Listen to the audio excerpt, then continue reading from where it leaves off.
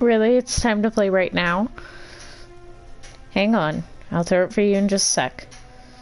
Yes, I will. Give me just a second. Just a sec. Just a sec.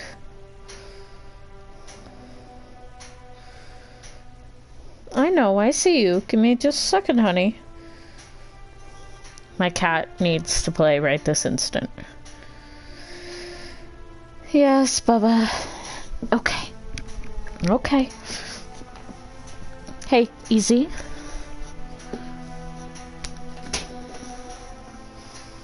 I wonder if that's too bright. Where is light cord? No, that's not it. That's not it either. Haha. There it is.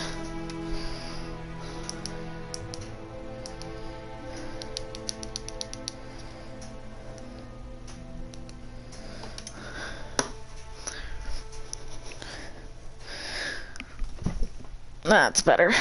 I have a little bit of... It still seems too bright to me, though. We'll do one more. There we go. Ah, there we go. I like that. I don't actually like that. Sorry, I'm gonna fuck with the lights for a second.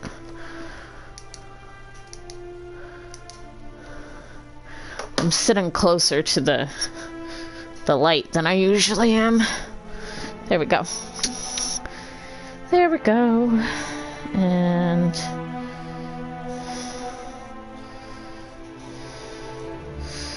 let's see. Do do do do. Do do do do.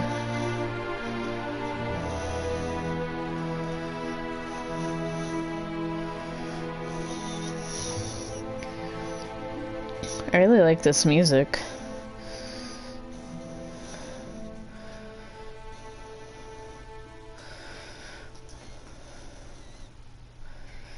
Okay.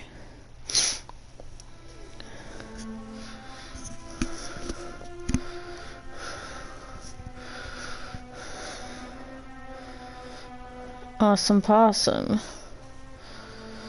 I just gotta check my oh my god.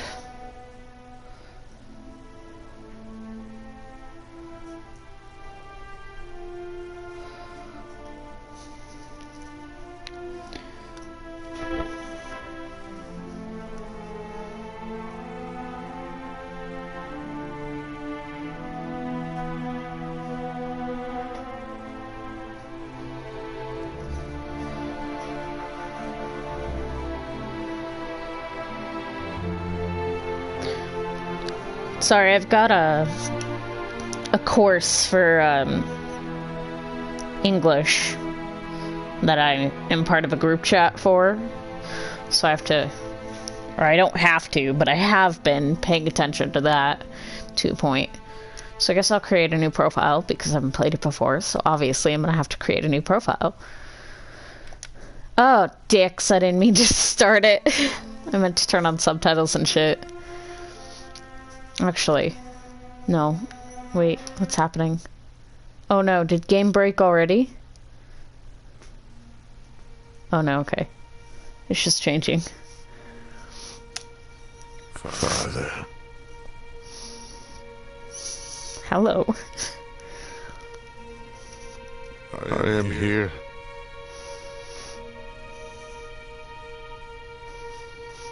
Do you hear me? Hi, Papa. Yeah. I gave you the best I could.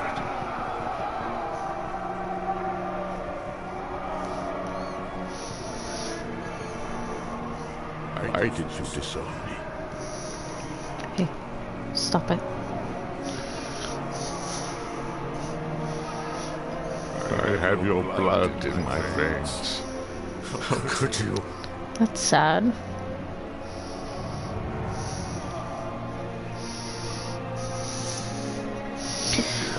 nothing.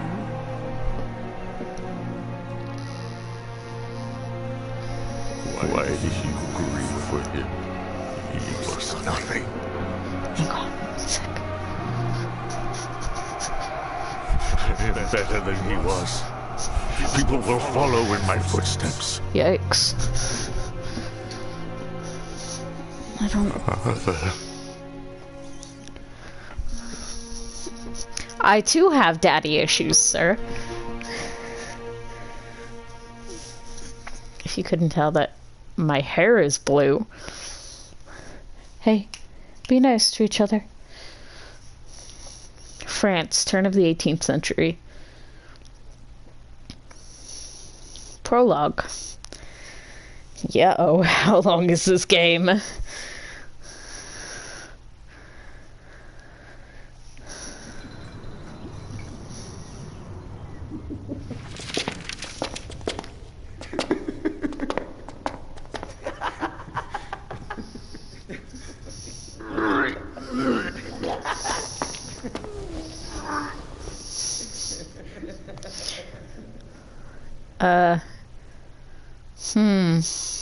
Don't know if wiping your vomit mouth on the flag is a good idea. But what do I know? Maybe that's just an American thing. Like, don't disrespect your flag. That might just be American. I don't know. Oh. Remind me next time that I want to stop drinking this cloudy rot gut. Remind me before I drink it. We're disgracing Themis. Ha, is something coming? Oops, that wasn't what I wanted to do. Options. I'd like to look at my settings, please. I don't have any settings, apparently. How do I continue? That skipped it. Oh, this was bound to happen. How do I continue?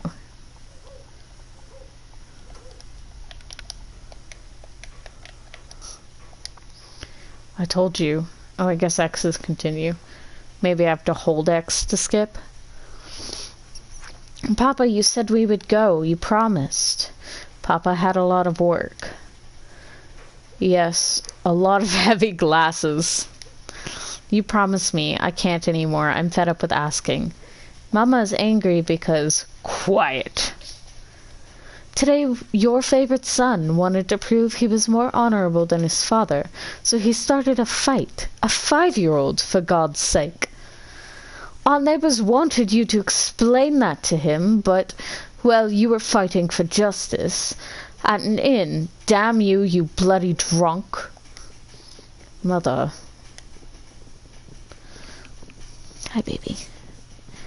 Documents and letters. Drag and drop documents to manage their layout. Press cross. I don't know what that means. Oh, X, probably. Button to display their contents. React to events. Ignoring them may have severe consequences. Review detailed information about current events, actions, and characters. Verdict. Consider the effects and decide the defendant's fate. Children, calm down. Ooh, this is going to be fun. Options, change the game settings. View the current balance of power in Paris and your position therein. Intrigues or complex conflicts between you and another political player. A defeat may turn out to be disastrous for you. Okay. Influence points are the main currency in game. Use them wisely.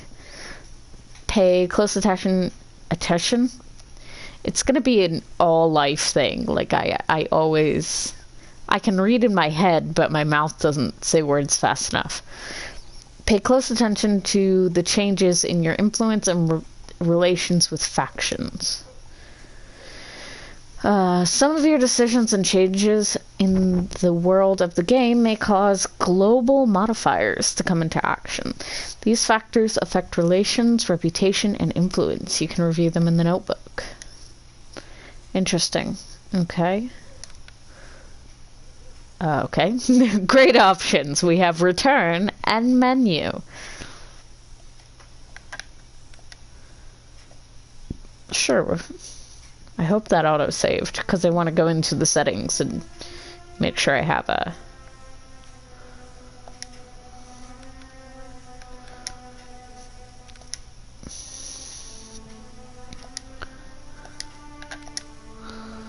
Okay, everything should be fine.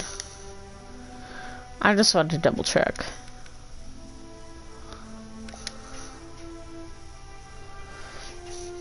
Bonsai, he just put a toy in his food dish.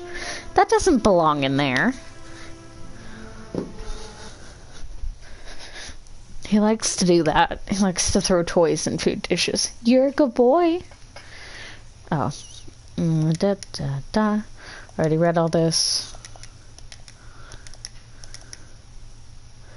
Okay.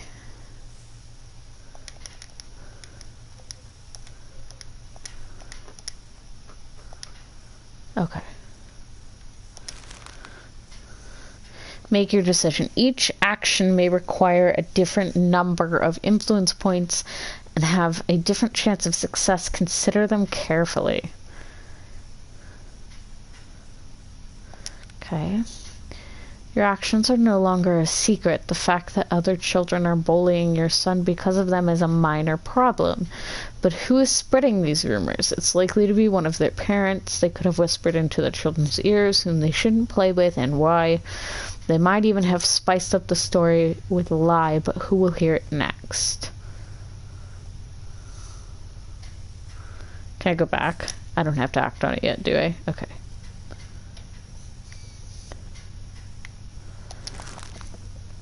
Relations. Negative relations with factions mean negative consequences for you. That's all fine and dandy. Reputation impacts everything in the world of the game. Factions, family relations, the audience's attitude, the fever in the sections, and even the ability to persuade other characters. My brain just stopped reading halfway through that sentence. It's gonna be a fun time. Influence points. You have a set amount of influence points per day. In the future, you will be able to increase this limit. Okay. No global modifier. Affects your situation at this time. Death penalty, prison, and acquittal. I have 3 influence points.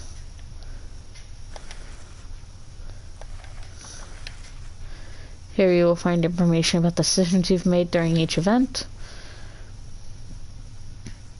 Okay. My wife. My son. My dad. My mentor. Okay. That's all fine and dandy. Okay. Oh. I keep trying to use the directional pad for some reason. Okay. To Judge Alex Vidal, we have not expected this kind of behavior from your son, although apparently we should have. Innocent child's play turned into an assault on our children. The young one, Antone, now has a chipped front tooth. We hope that you will punish your child accordingly. Should the situation repeat itself, we will react more decisively. I'm sure we can deal with a gambler and drunkard, even if he is a judge. We will not let our children be hurt. Review charges and facts. This will make it easier for you to unlock questions for the defendant. Okay. All fine and dandy. So I will ask. Okay. Gather information, influence the jury's attitude by questioning the defendant. Why am I doing this to my own son, is my question. To ask questions, you have to first unlock them in the inquiry linking menu. Being in the jury's good graces allows you to find out which way they will sway after you have asked the question. Okay.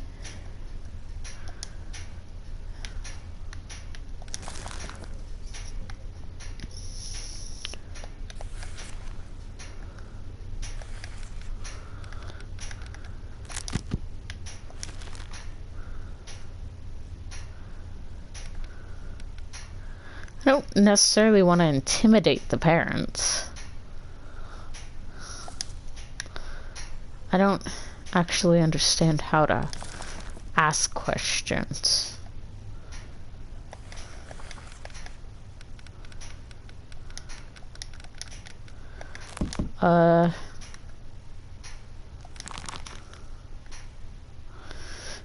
Make the most important decisions, condemn the defendant, or deem them not guilty.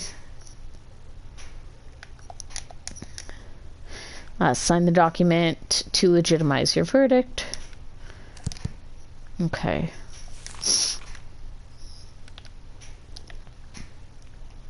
I don't understand.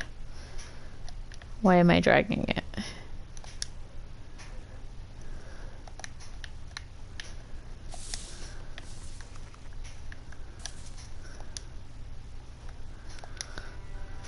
Okay. Finding links. Find the correct links to unlock questions for the defendant. Choose a line of inquiry and link it to the right category.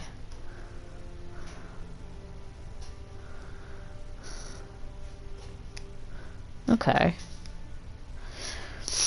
Let's see. While linking lines of inquiry and categories, you can make a limited number of mistakes. If you make too many mistakes, the whole system will become locked. Okay. Some cases may contain traps. Read through the files thoroughly to find lines of inquiry that are irrelevant.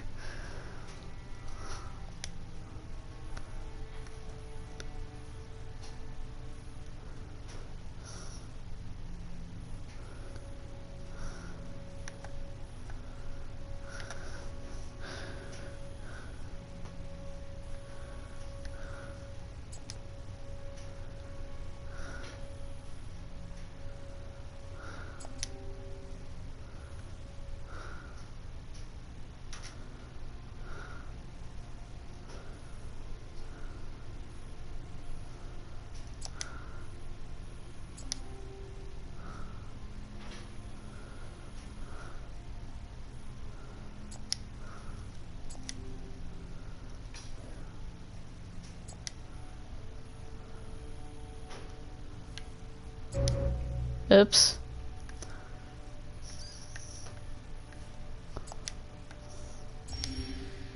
Okay, that makes sense.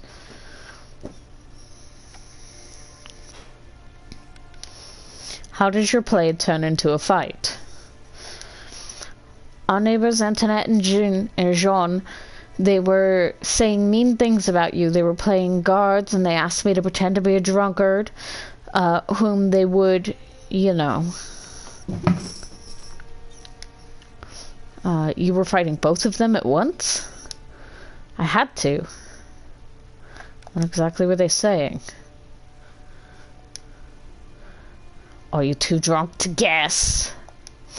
I was not asking you. They were yelling that you are... Well, I told them that it's not true, and they started calling me names. They called me a drunkard's son. Who started the fight? I can tell you who ended it. I think it was me. I kicked the one on the left, and then wanted to get the one on the right, but they ended it. They knocked me to the ground and paid me back for hitting them. Did you really break Anton's tooth?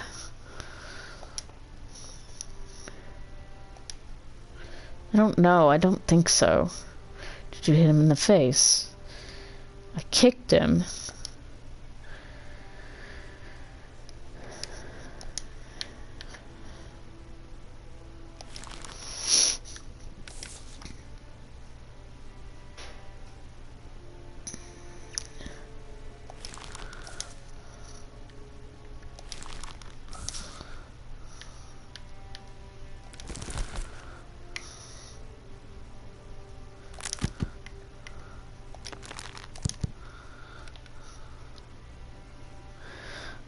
Okay. A judge of the Revolutionary Tribune, generally considered a drunkard and a gambler, a protege of Raymond Devon, who introduced him to the world of law and regulations in private, is an unremarkable character.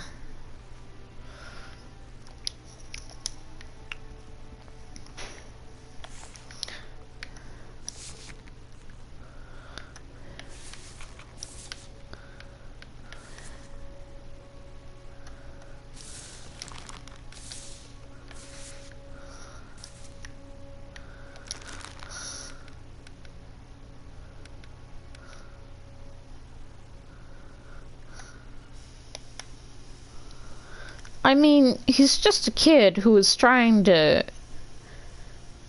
stand up for his parents. Like, yeah, he needs to...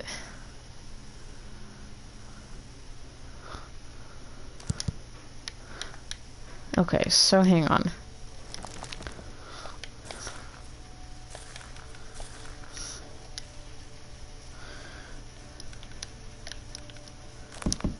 Okay, hang on.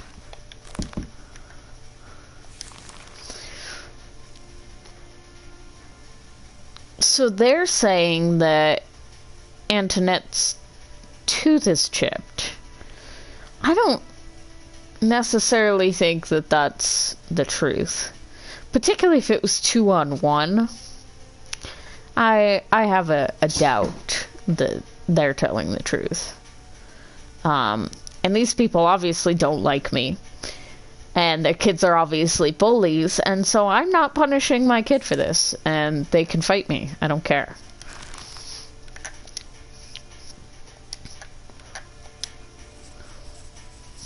So, take that, fuckers. Exactly. You did well. A man has to defend the honor of his family no matter what. See? He's a good kid. Those children are so small and they already know the truth. The father of my children is a lying drunk and a gambler. Bernard used to worship you, but he soon grew up. Now it's Frederick's turn to learn the truth that echoes in the streets. He's no longer fearing your anger. He knows that your threats are empty. Frederick is only starting to learn the truth about his father from the streets. I was unaware that Mathilde had such a temper. As was I. We will wait outside as always. So my wife hates me because I'm a drunk, which, valid.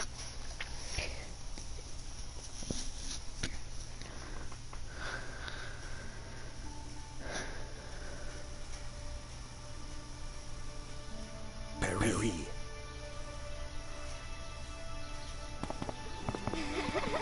Liberté! We were enchanted by the idea of freedom. We could not resist it.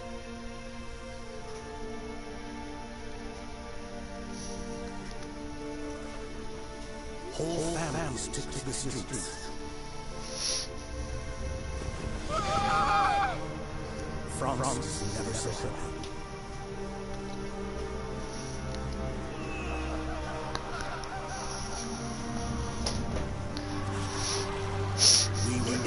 By the idea of freedom. Guys, hang on.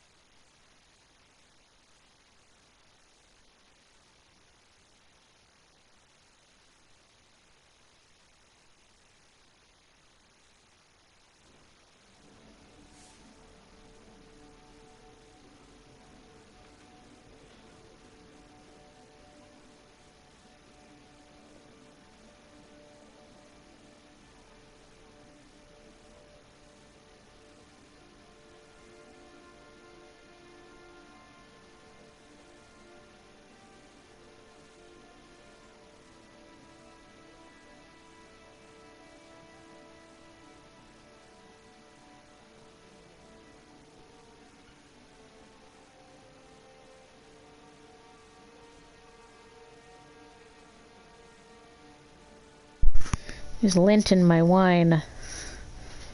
No. Come here. Here we go. Stupid cat getting on the counter.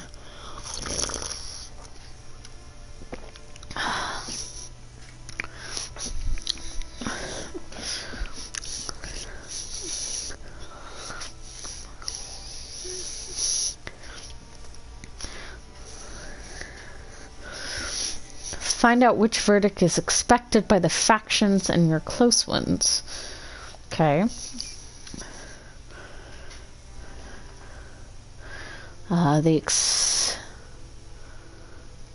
Hang on.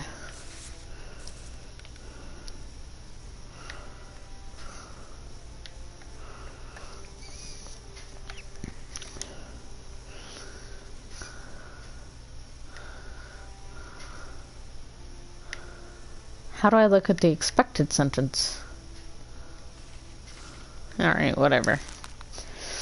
Neighborhood gossip. The exchange of pleasantries did not take long. Most people stopped being brave the moment they faced danger. This time, the dangers could be described as the judge of the Revolutionary Tribune and a 1 meter long bludgeon in the hand of a guard. Interesting. Once the last words left your mouth, the man's gaze dropped to the ground. He didn't even look at the weapon held by the guard, who was eager to hear just one word of objection. That should deal with the problem. Good.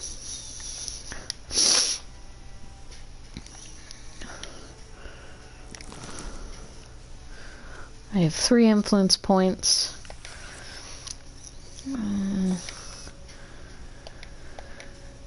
Okay. Compiled by Richard Mignot. Jean Renard, a 45-year-old innkeeper, has been charged with fraud. He's accused of diluting alcohol in his tavern, tricking his clients to into paying extra.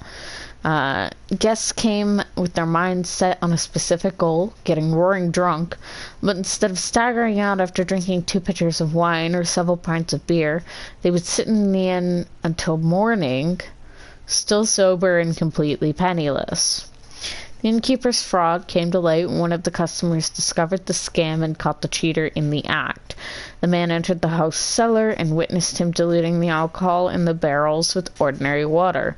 As a result, customers received only 4 parts of what they paid for and 1 part from the water carrier. Interesting. Protocol. Review the trial's records. There's nothing. Okay.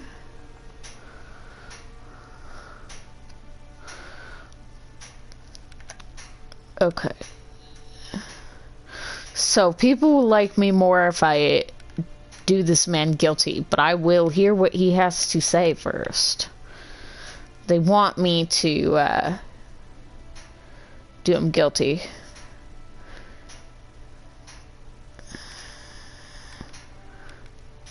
But it'll lower the same amount, so we'll go back for now.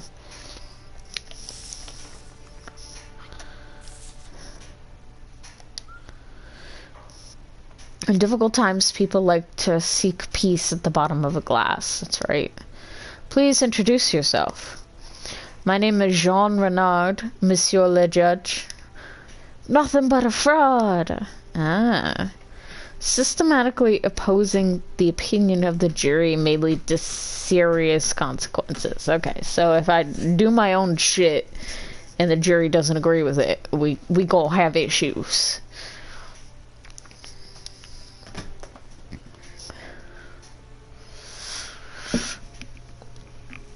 Okay.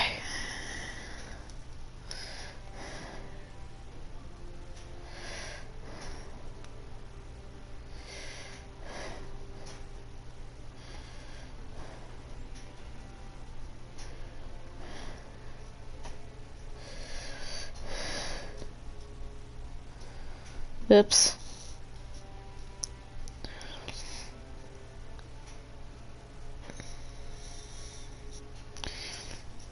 There we go. Ugh.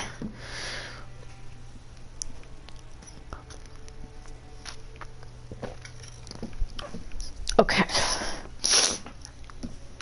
So the jury wants him to go to jail, essentially. Okay, so there's 1 trap, 2 possible mistakes, and 4 questions to reveal.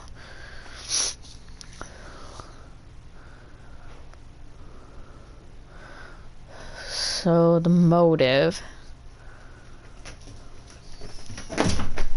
Hey!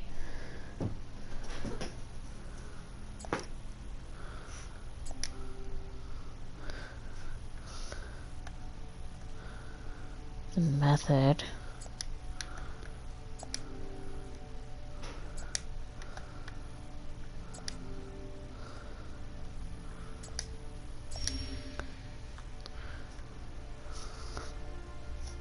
Okay.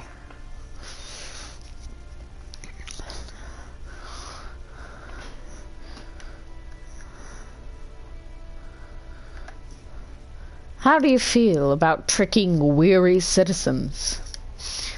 Terrible, but all I wanted was to keep my business afloat.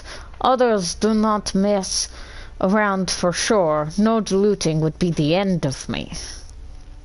I don't believe that.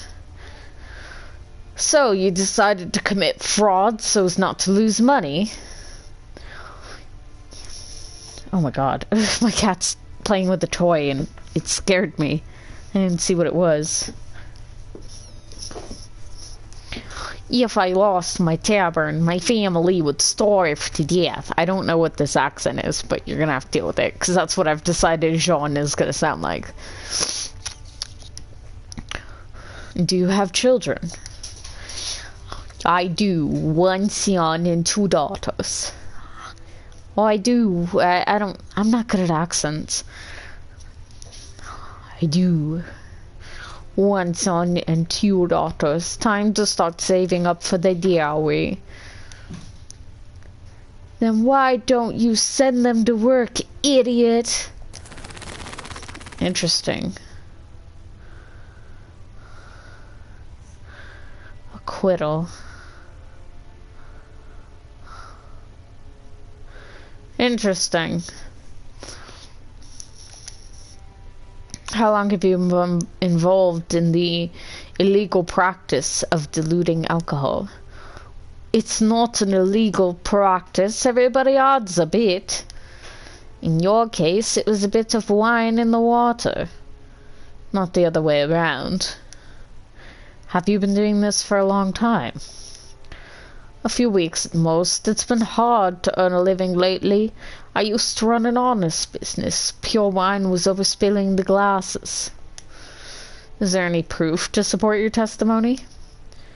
No, he lied to his customers. No reason he wouldn't lie in court.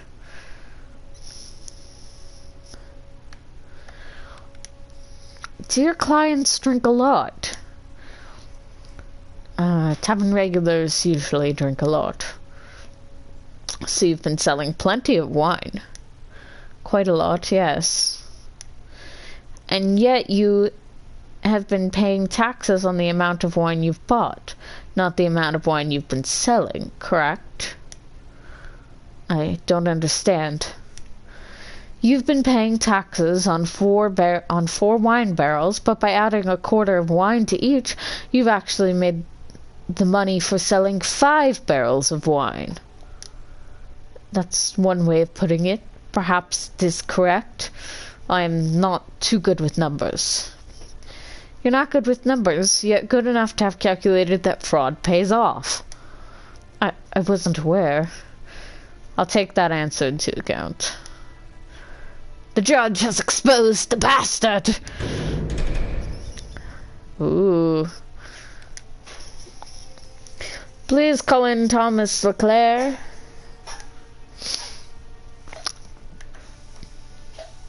Please introduce yourself. I'm a regular at Jean Renaud's establishment.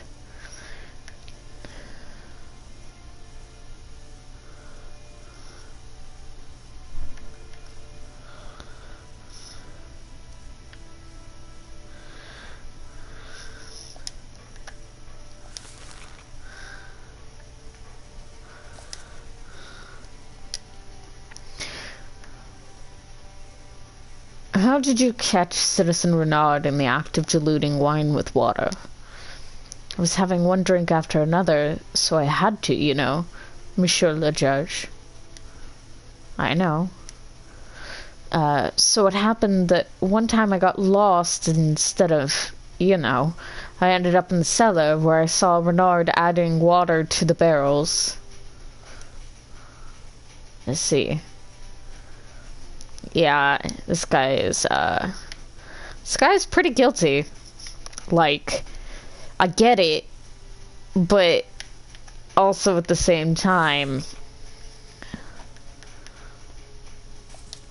you know, you're not doing so hot there, Chief.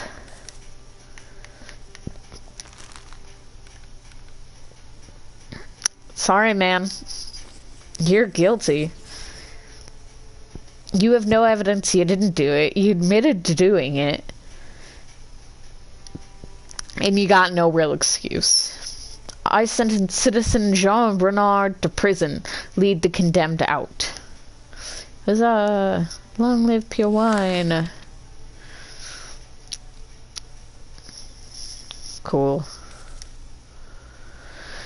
After a trial, press triangle button to move on to the next person.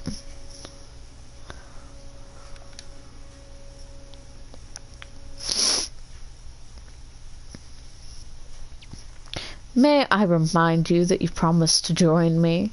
I have a feeling that tonight's moon favors gamblers, though it does not favor spouses. God should grace us with wives who understand the importance of an evening game of dice. They should also know that the right amount of wine guarantees a lucky roll. Jacques, Louis, David, I don't think I should listen to you. I should go home. Bringing a judge to the game has benefits. Other players will surely not cheat. That's not a strong argument. My name is Jacques Louis David, but I am a humble painter, not a silver-tongued judge. You're a sly politician, Jacques. As a politician, I understand the importance of keeping promises, and you, my friend, are trying to get out of yours. Go home. Sorry, Jacques. Not tonight, Jacques. You can be mad at me, I don't care. My wife hates me, and my children have disowned me, and I'm not going to let down my family. Before I got my hands on this man, he was very easily... Yeah, I'm at home where I belong. Oh, mashed potatoes sounds so good right now.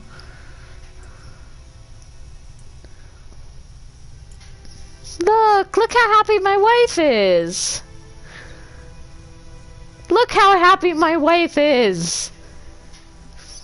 See, he may have been an alcoholic gambler before this, but I'll turn this man around. I got this. Or at least make my wife happy. There's lotion on my cup. Late that evening, the judge's house. Is she mad at me? What? Do you not want to berate me like you always do? I'm glad you're home. Are you aware that Frederick sometimes imagines you as a deep-sea sailor? He dreams that you visit distant countries and have wonderful adventures. But he would rather have you by his side on land. We all want that. I don't want to watch the storm blow your lifeboat away and bury it beneath the waves. Oh, I know, the art style of this game is fucking amazing. The music is pretty good, too. There are no waves. The storm is getting closer. Dark clouds already hang over the shore. Just wait until they finish building the guillotine. Your oars will break at once, and the waves will take you to a place you'll wish you'd never set foot on. What does that mean? A place without us. What?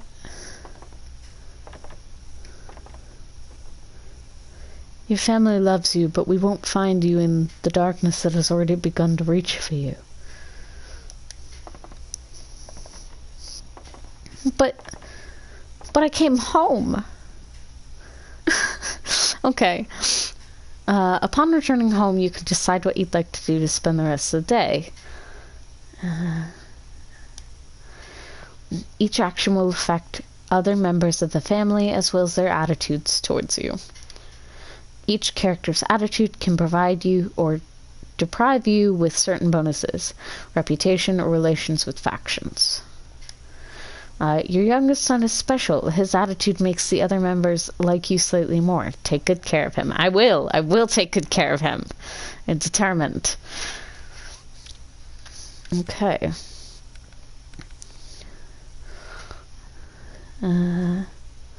Political debate. Okay. Political debate. Play with the children. Paragraphs and codes.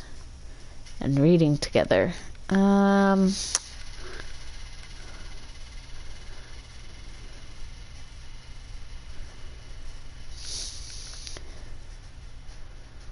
I will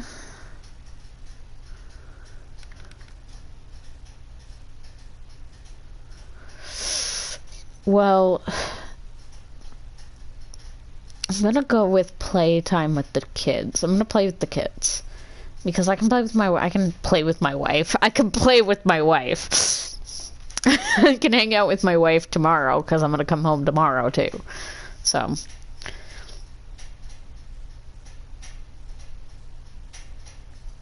She's not gonna go down, though, is she? Let's go with the kids.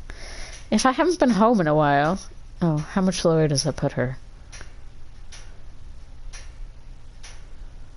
Oh, I already did it, so we're fine. It's okay, she'll be fine. She'll be grumpy with me tomorrow, but she's already mad at me, so... We're not gonna worry.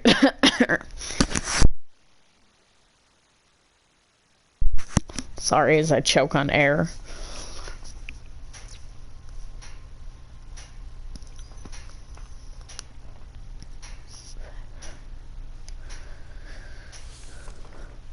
Today, the people of Paris commemorate Jacques Guillaume Simonier, mayor of Etampes. He was lynched by a furious mob for performing his duties to France. This march shall symbolize the unity of our society and hope that the most violent stage of the revolution is past us. Let's make sure no other loyal servant of France becomes a victim of such hatred ever again. King Louis, whichever one that is, because I can't read Roman numerals. Wow.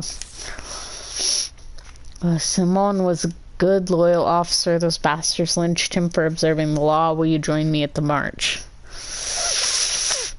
I don't know.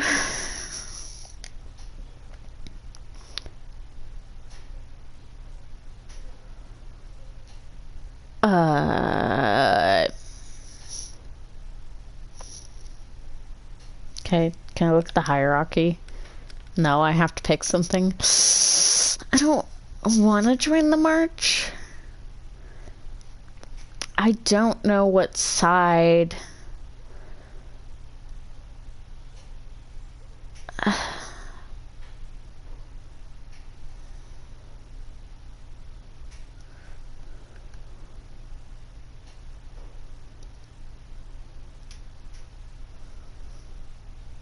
Don't think it's worth it. I don't know. It's so early to be picking sides for the fucking French Revolution already. It's so early in this game. I have no idea where, like, my family's politics and stuff lie. Oh, man. I don't know. I am a judge, but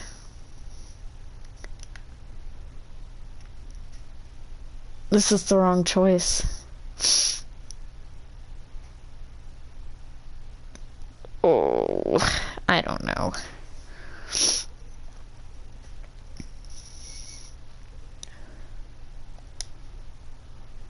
I don't know if that was the right choice. Give me just a second, though.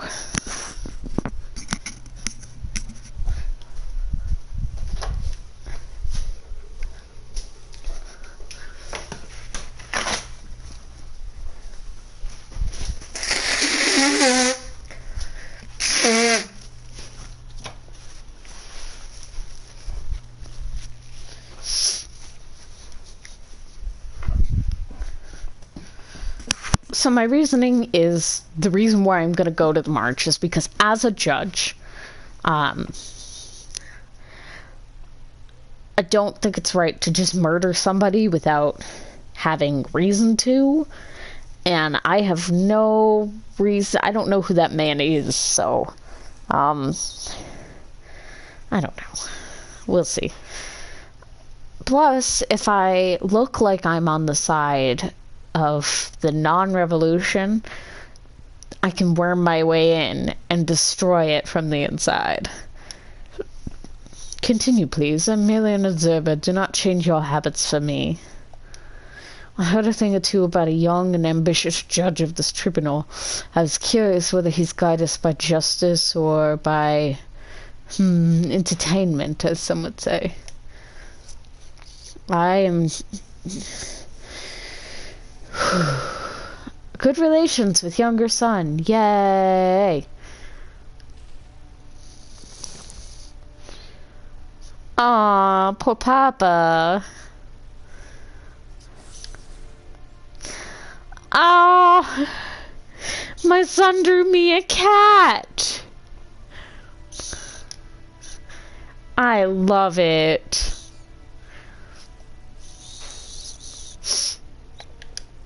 That brings joy. Okay. The agreeing commander of the National Guard, he's seen enough to not put trust in ordinary people, even if they are able to start a revolution. An attorney himself, he knows the law as well as the tribune's judges. This fact is considered by many and the only thing keeping him alive in light of numerous accusations of corruption and treason against him. Even more important, however, is his ability to deliver fiery speeches that result in the dismissal of all potential charges. His rivalry with Rasvira has become the talk of the town, and their official relations have been often referred to as a harsh friendship. Interesting.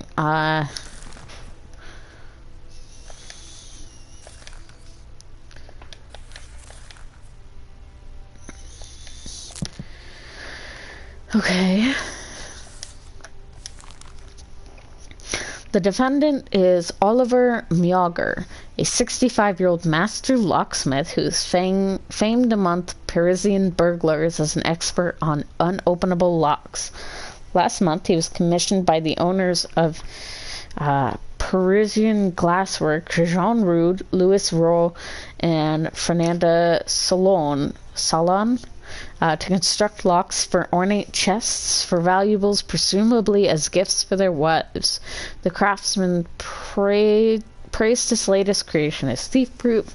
Shortly followed by their completion, the industrial houses were hit by a series of burglars committed by a recent newcomer to Paris, Hector Vaughan.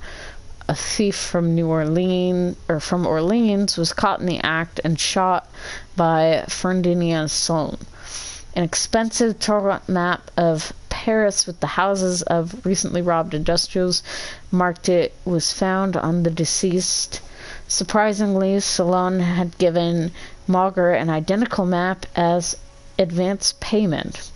This deposit was in addition to the agreed remuneration from all the employers.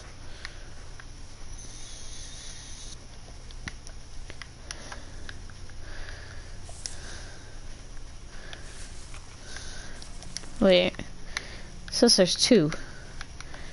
How next page?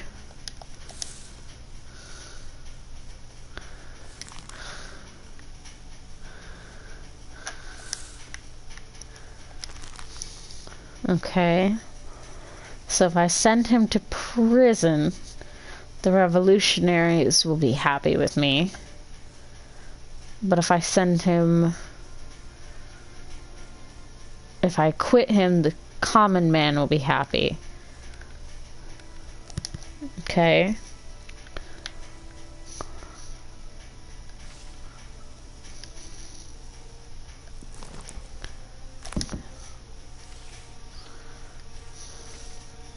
Okay. Robbing the bourgeoisie is no crime. According to the case file, you are Citizen Oliver Mogler. Is that correct? Indeed. Is it Monsieur le Judge? May I have a request? I would like to sit down. I am an old man, you see.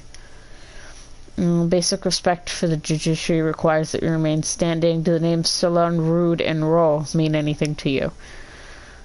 Why are you so determined to harass an old man? They sound like the names of my debtors. Debtors? They are the victims of activities you conducted. You mean locksmithing?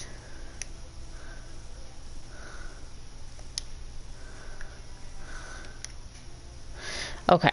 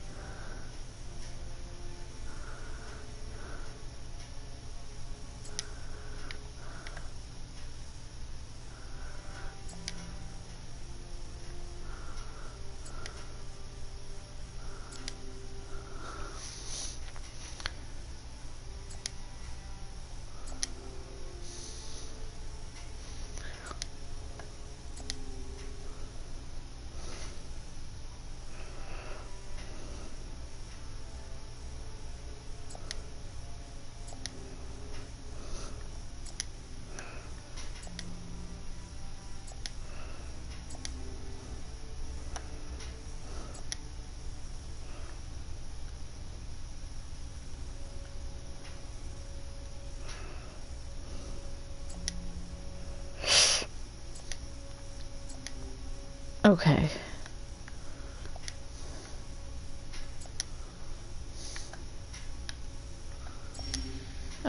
Okay. I almost fucked that up. You were commissioned by the victims to make chest locks. Who installed them? It was me, naturally, and all in agreement with the contract. My job was to prepare and install the locks, and the employer was only to come and see whether the work was completed, and pay, of course. Was the installation carried out at your workshop?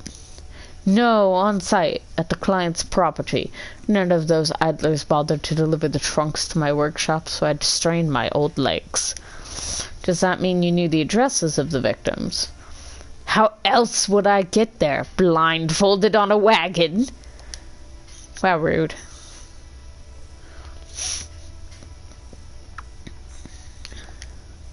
Do you recognize this map? No, I don't recall ever seeing it before. Ferdinand Salon claims he gave you this map as an advance payment for your services. He claims what? That wicked wretch of a second-rate merchant. He gave me a scrap of paper as payment for making 3 locks and said it's supposed to be more than 3,000 francs. He owes me.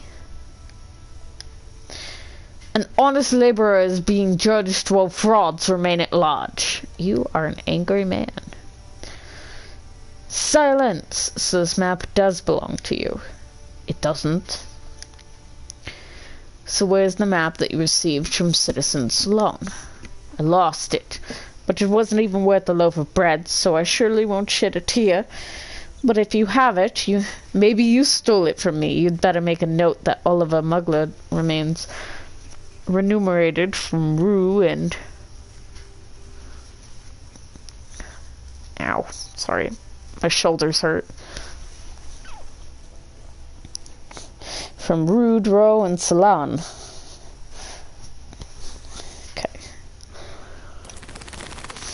Okay, so he claims to have lost the map. Let's see. Were you the one who marked the addresses of the 3 victims on the map? I didn't mark anything. The houses of your clients are marked on the map. I don't know who marked them. Maybe you should ask the person you found the map on. Maybe the court made the marks and has no memory of doing so. Do you not think there are too many coincidences in your story? You obtain the map but lose it, and then it's found on the thief who's robbed your clients? I know nothing of coincidences. I only make locks. Sure, dude.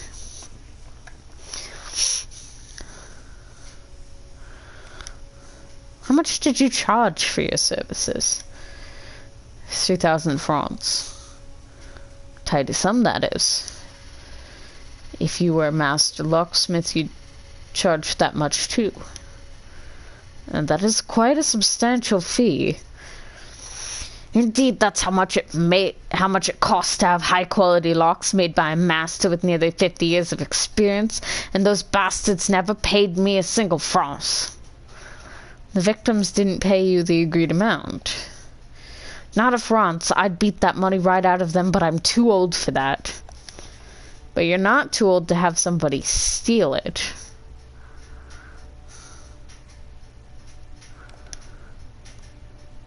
Did you know Hector Villon before? This is the first time I've ever heard that name. That's interesting, as you were seen draining several bottles of wine with him together at the Ginger Margaret Inn. Is that a crime? No, but the question is, why are you denying it now? Was your drinking spree just a deception for discussing the burglary? Nobody I had a drink with introduced himself as Hector. I didn't plan any heist with a Hector, Victor, or Hugo. I'm a locksmith and I earn good money from it. Burglaries are for vagrants without a job.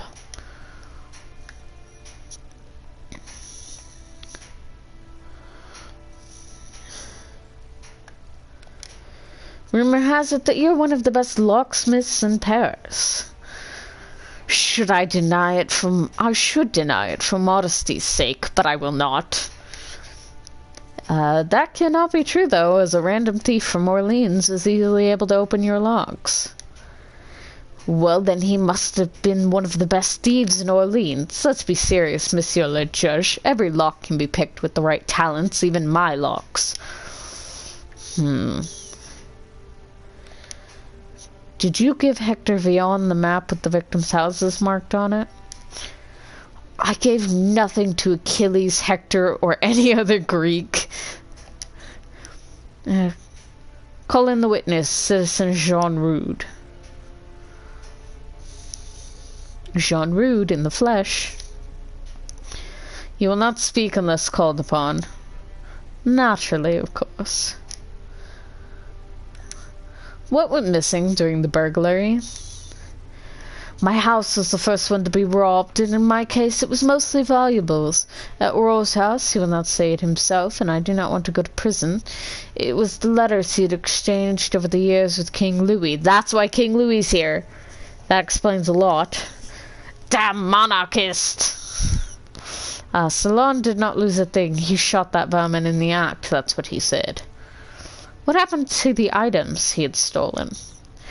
That still remains unknown. According to Salon, Hector had nothing with him. Ferdinand suspects he'd hidden the other valuables somewhere. He hid the other items before robbing the last house? Strange.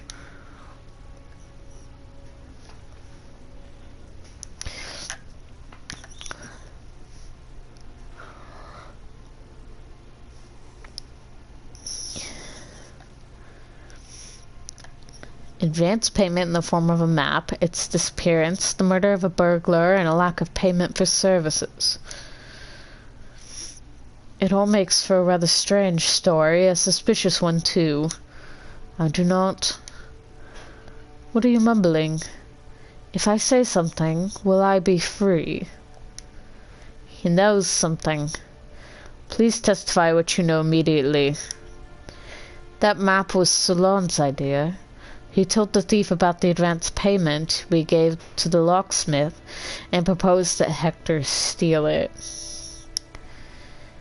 And he did. Indeed, but then the bastard robbed us. Later we were forced by Salon not to pay the locksmith because he sent the thief after us. And that's when it all went down the drain.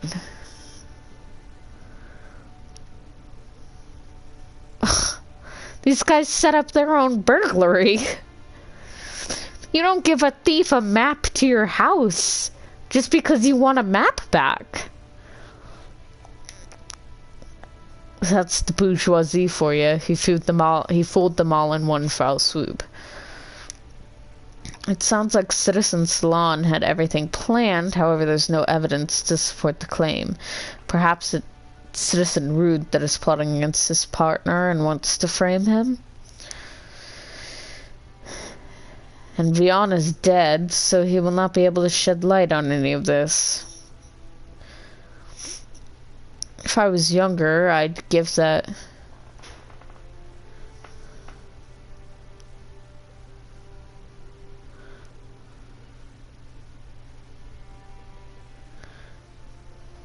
Yeah, I can turn up the volume. Oops.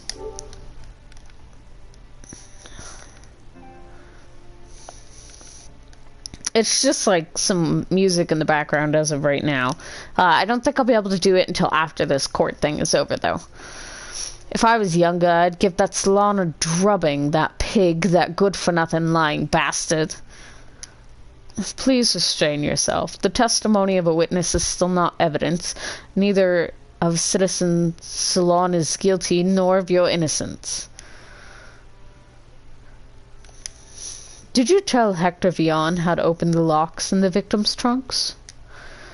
I understand what you're implying, but consider this. If he sold the secret of my locks, then my business would be over. Word spreads fast among thieves.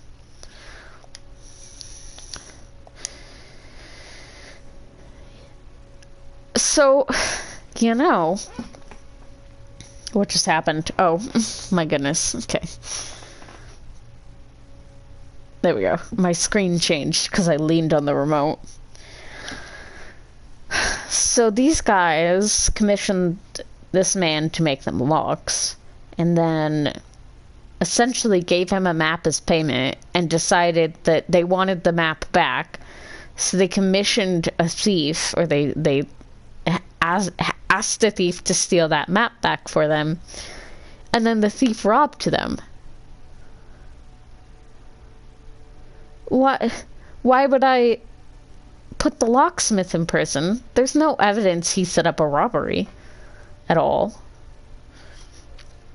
Short of that they're his locks, but that would be like...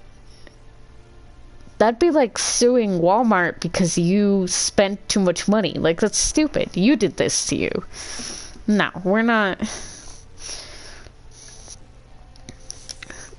sending this guy to jail. That's a waste of...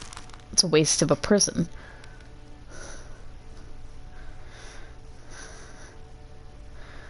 I don't know why the revolutionaries are mad. I think it's because they're rich guys. I think. I don't know. There's no reason for someone to be mad. Anyway. He's being acquitted. He's not guilty.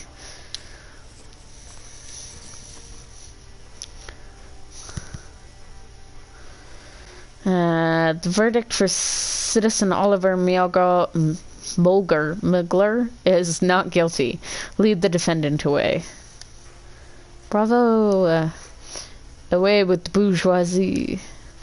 To be honest, this does not bear the marks of social justice. They would not pay him, so he had them robbed. There is balance here. He did not have them robbed. There's no evidence he had them robbed. Zero.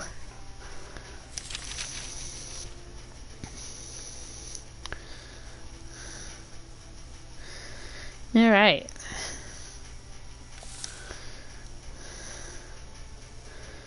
That's fine. They can be mad at me.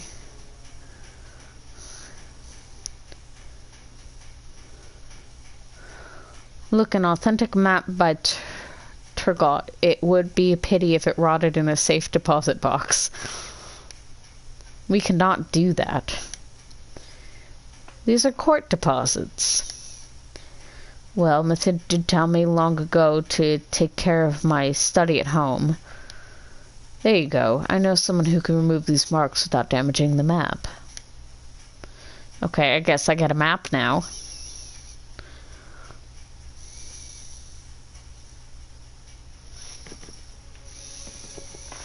King Louis XVI.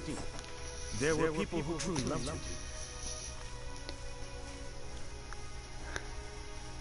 He reminded the French they had noble ancestors.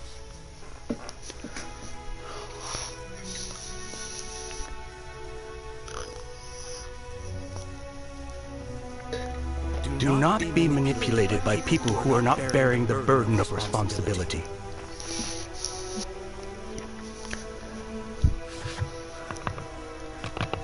This saddened me. Someone had advised him to say that. Someone who was well aware of the cold, inevitable wind of change.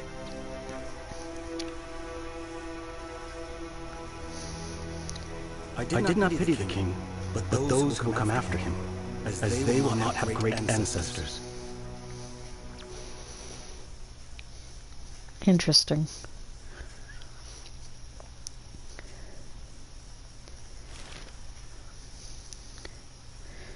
Frenchmen marched in the streets of Paris side by side, one line after another, to commemorate Jacques-Guillaume Simonet, mayor of Etampes.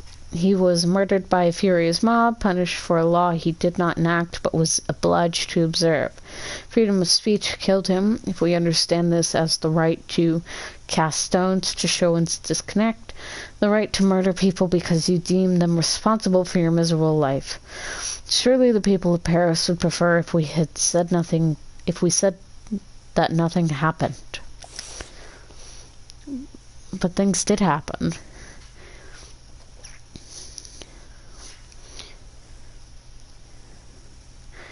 Your son is rather good with the viola. He is both talented and enthusiastic. I would prefer that he was as enthusiastic about the law books I gave him. Maybe his destiny is to become an artist, not a lawyer.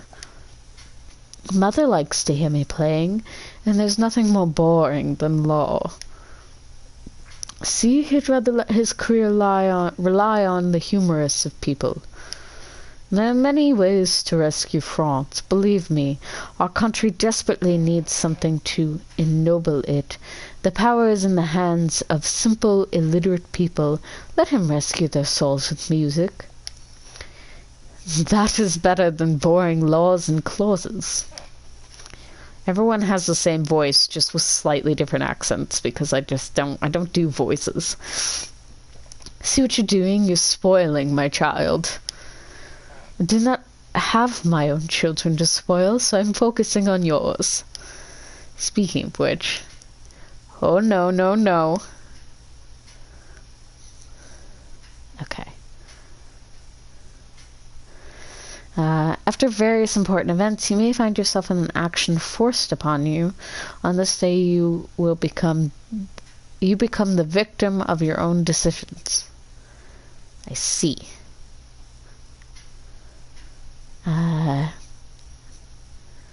I'm gonna piss off my wife. Because I have to go with him. That's fine. And then after this one loads, I'll... Ooh, my wife is very angry with me. I'm sorry. I'll fix you tomorrow.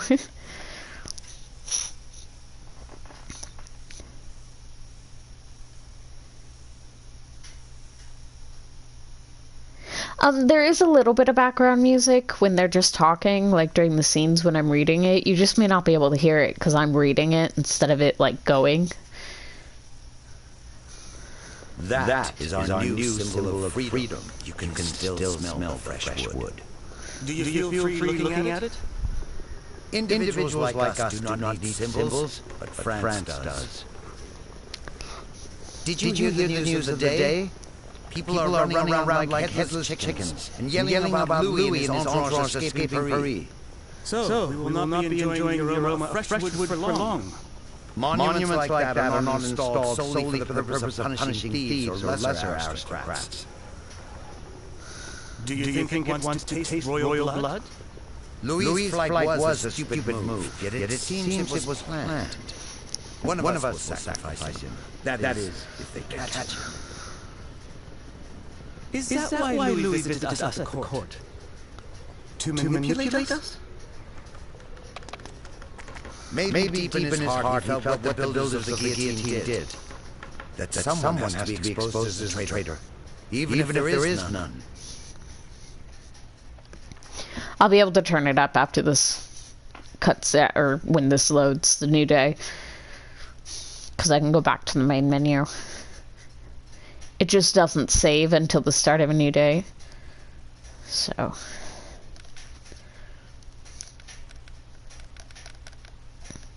Give me the options menu. You stupid. Okay. I'm just gonna skip these.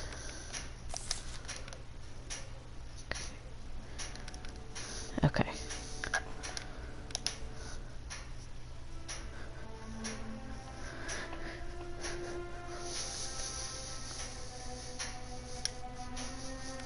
I don't understand why they have an options menu, but you have to go back to the main menu to change any of the audio and stuff.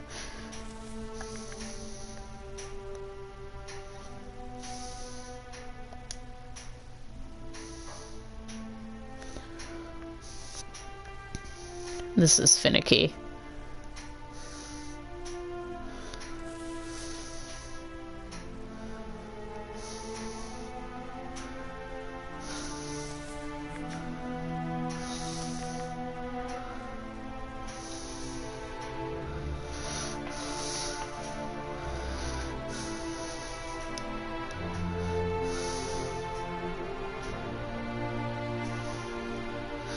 No, I didn't notice an audio overlap. What do you mean?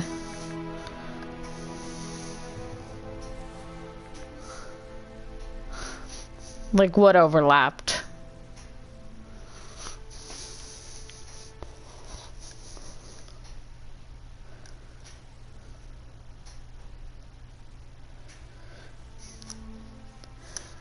This is one of those indie games, so it's not really optimized for streaming. I'm happy to fix it, I just need to know what piece of the audio to fix. I'll just turn master all the way up, and I'll edit everything else from there. Repeating? Huh. Was it just like the cutscene repeating?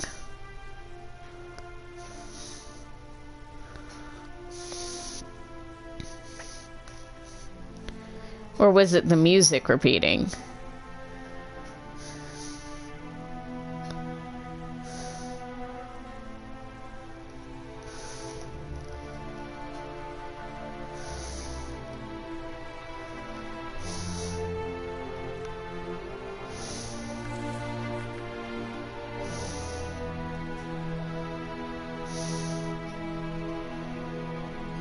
Oh.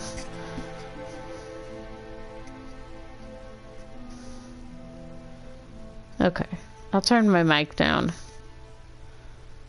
Or I'll turn my headset down so my mic doesn't pick it up.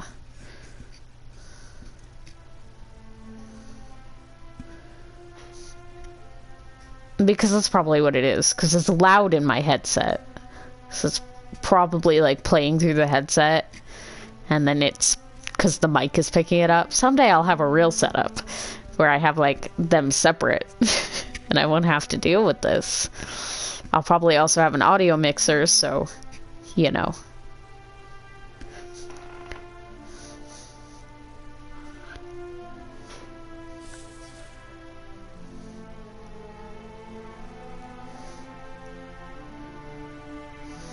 Okay. I'm gonna try it with this setting, and if you can't hear it or if it does it again, let me know.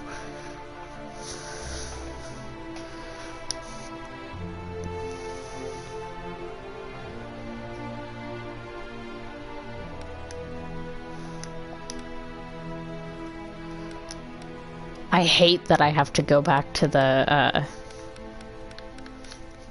main menu every time I want to change the settings. It's like the most obnoxious thing.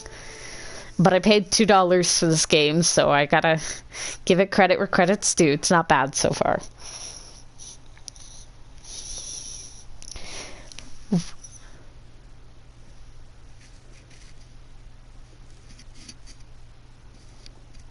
Oh, I turned the sound down too much. Damn it. Okay, hang on.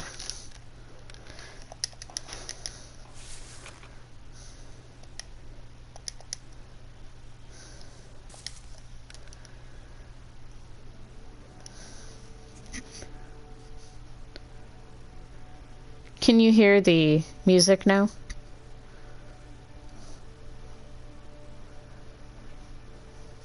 And can you hear it over me talking?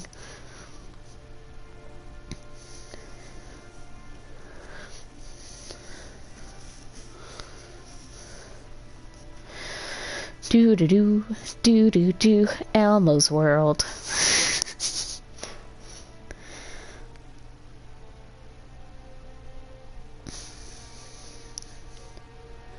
It's a little better. Do you want me to turn it up a little more, or do you think it's okay? It's up to you. I'm fine with going back. I can go back. I'll turn it up a little more. That's why I didn't start, because, you know. I'm good? Okay. Alright. I'll do the thing then. Alright. Oh god, there's 3 pages for this one.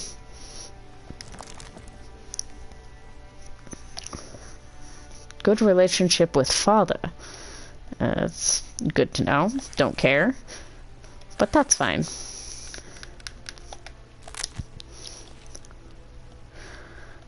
Cool. Okay. Ooh, I can guillotine people now.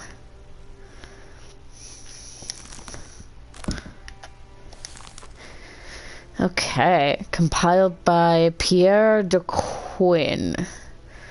Jean Herbert, the famous street urchin who killed the governor of Bastille de Lune and carried his head on a pike, has recently been detained. After the triumph of the revolution, he reached the nadir of his life. Though many people still consider him a hero, they do not care that the Persian archives are filled with complaints about thefts, robberies, and assaults on women. Well, I want to kill him already. Oh, this man isn't gonna live. I've already decided. The current case is much graver, as Herbert is accused of raping 16-year-old Elodie de Potable. The charges were brought by the victim's father, Baron Thomas de Pontalba. It is widely known that de Pontalba was a relative and good friend of Governor de Lune.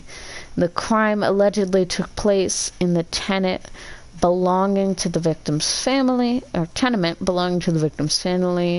Jean was detained by people working outside while trying to escape the building.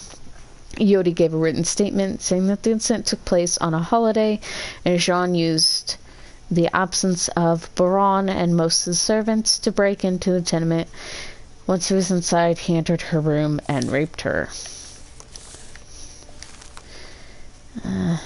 Anne Michael's testimony. Usually in the mornings, Miss Yodi and I read.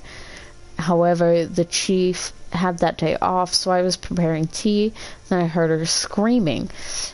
I ran in the room, but stopped when I heard a male voice. I was scared and asked for help.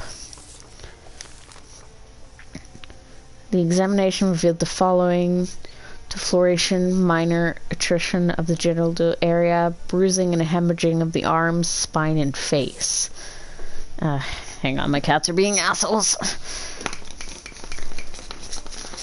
They shouldn't have given me the power to guillotine people, because this man will meet the guillotine. Why do they want him acquitted? They expect me to acquit this monster? Are you kidding? Are you joking? I'm going to blow a gasket. They're bringing in Jean. We're with you, Jean. He's got friends, that's why. Please introduce yourself. Jean Herbert, the conqueror of the Bastille and vanquisher of the tyrant de Lune, the hero of all Parisians. Die. Jean Herbert, you're accused of raping Miss Elodie de Ponta, daughter of Baron Thomas. How do you plead guilty? I don't plead anything. That bourgeoise and her counter-revolutionary father are filthy liars. We need to bear in mind the possibility of criminal collusion in the charges. That's right, those rich swines love their machinations. The evidence speaks against you. Girlish deputacy. And De Ponte's plots prove nothing. You're not gonna like me. The citizens are about to not like me, but that's fine. There is a trap. Okay. Alright.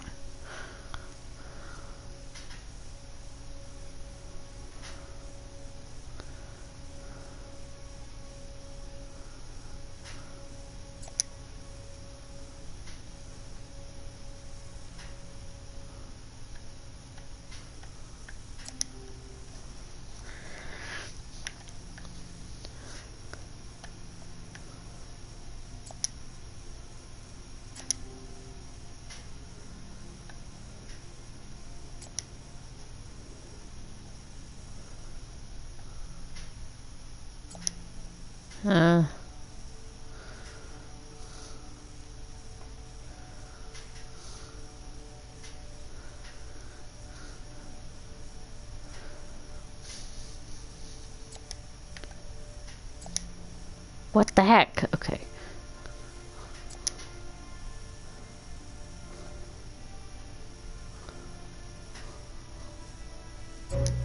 Damn it. Fuck. Okay, so I can't make any more mistakes.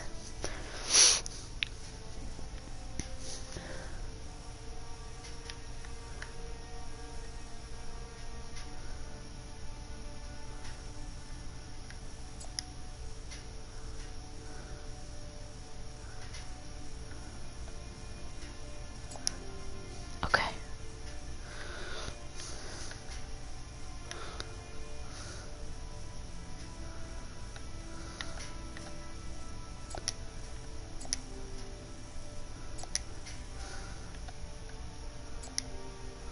Okay.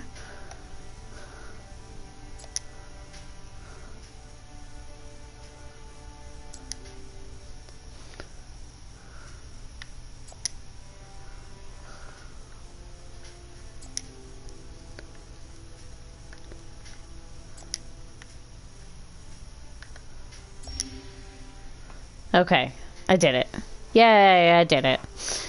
I'm not here for this, man. Did you know Miss Elodie, I don't know, before the incident? She flirted with me every time she visited the Café Pourquoi. And she came to every dispute between Danton and Marat. I finally gave that girl what she was asking for. God, you swine. So you admit to your guilt. Yes, but it wasn't rape. Show me one girl who would say no to a hero. I'm guillotining you. You're getting guillotined. You say you met her at Café Pourquoi. I highly doubt that such a young lady would go to a place like that all by herself. Who said she was alone? Anne brought her, and everyone knows she likes to have fun. Yes, it is a dark case, but I'm guillotining this man. It's been decided. Are you talking about Anne Mitchell, Miss Iodi's governess? That's right. Hang on.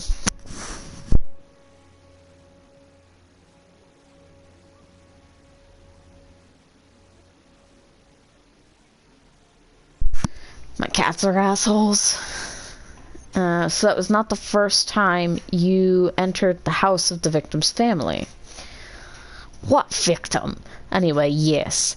I lose the accent every time I start one, so it becomes nonsense and gibberish, but that's fine. I was there a few times. I know it well. Wow, what's happening?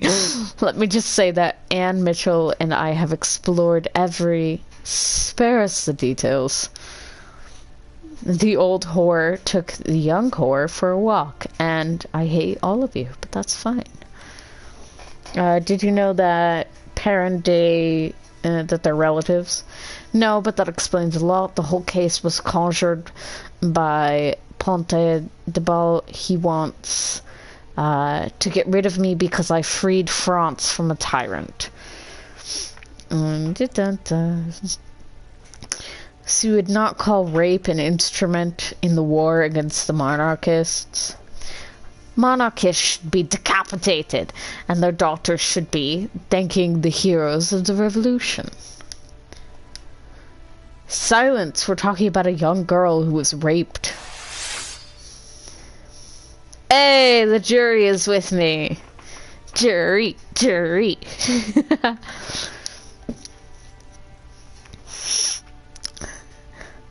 How did you break into the tenement belonging to the Baron de Pontebel? Why would I break in? I used the back door. How'd you know about that entrance? The Baron's daughter told me. She also informed me that her beloved father and most servants wouldn't be home. She told you to visit her for that specific purpose? She was giving very clear signs. Ugh. Are you saying that you came to Baron de Pontel's house at the invitation of the victims? That young bitch promised me a nice afternoon. She explained everything in detail. Ugh. Quiet, people. The judge is beginning to understand. Remain calm and he will soon let me go. Yeah, it's not happening, man. Do you find a particular pleasure in the abuse of women? Why would I abuse women when there are nicer things to do with them? Well, unless they like it. That's gross. Are you suggesting that the victim wanted to be raped and beaten? I didn't force her to do anything, and I definitely didn't beat her. Well, the medical examiner says different. Oh, the medical examination proves clearly that she was injured. Better ask de Pontebella who battered her. He was furious when he found out who was in bed with his sweet daughter. Are you suggesting that he assaulted his daughter because she consorted with you? It wouldn't surprise me. Ugh. How many of your previous victims have you raped? None. I've done many things, but luckily I'm still young and handsome enough not to need to be violent with women. Ugh. Then what were all those women accusing you of? I've no idea. They didn't complain when we were together. Were you ever sentenced for assaulting a woman? They never proved my guilt. Ugh. I hate this man. They probably just wanted money. Did you choose Miss Pontebella for your victim because she's a relative to Delaunay? I didn't know they were related.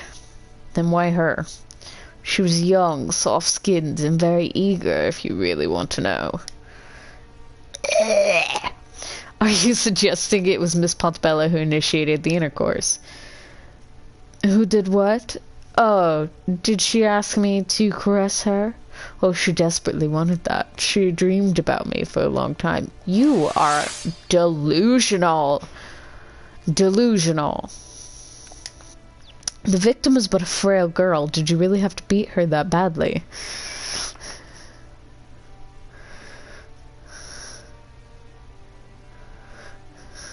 I know. This guy is just so gross. It'd be funny if, like, I feel like a lot of these cases would be more interesting if there was, like, a real, like, question in the evidence, you know? And it might get that way. This is only, like, the third trial, so they may get harder as we go on. This is just teaching me how to use the guillotine, I think. I'm supposed to murder this man. And probably teaching me the consequences of going against both the wants of the people, but going with the jury, because that's probably what I'm going to end up doing here. The victim is but a frail girl. Did you really have to beat her that badly? Why would I beat her? I didn't even have to undress her. Ugh. She jumped out of her dress and fastened my belt, and we don't need to hear the details. Monsieur le Judge, I can tell you everything in great detail if you want me to. Did she take her clothes off because you threatened her? She would have threatened me if I'd refused her. Silence! If you want gossip, go to the market. Alright, let's call our witness. Anne Mitchell. Hello. Citizen, what is your name? Anne Mitchell, Miss Elodie de Pontebelle's governess. What do you know about the case? Ibert is guilty and should be killed. He used our relationship to get closer to Baron's daughter and hurt her. What do you mean? He knew exactly when the servants had the day off and when the Baron left for the Legislative Assembly. Did he learn those facts from you? Not directly. He paid me several visits at Baron de Pontebelle's house. Did it not occur to you that he may use this knowledge against the Baron's family? I see. Did Baron know about your meetings? No, the Baron had more important things to worry about than the personal lives of his servants. Why did you neglect your duties and stop looking after the victim? That day the Baron ordered me to take care of the house. Miss Odie didn't have any classes and was spending time in her room. And you didn't hear the accused enter the building? No, I was busy in the kitchen. I wasn't alerted until I heard sounds of a struggle and Miss Odie's screams coming from her room. I find it baffling that you didn't hear anything before then. I can't explain that. I was making a lot of noise while cooking. Is watching the house not one of your responsibilities? Well, yes, but I can't be in two places at once. Prison? Prison? No. Prison.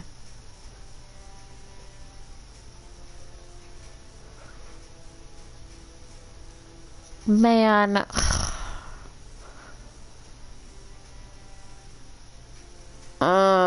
Going against the jury already has so many consequences. And I'm already going against the people who want this cunt acquitted. I guess I can settle for prison. I don't want to settle for prison. I want to guillotine the man.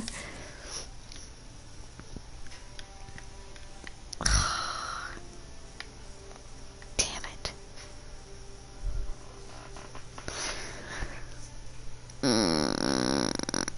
Alright, I guess I'll send him to prison. Fine.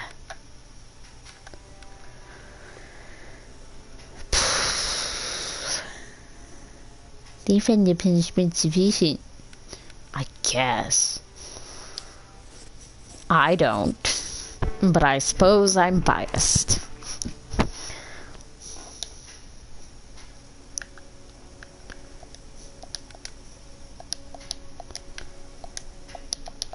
Why will this not close? Oh. Did the defendant confess to the crime?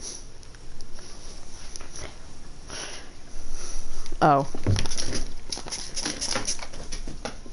Oh, okay.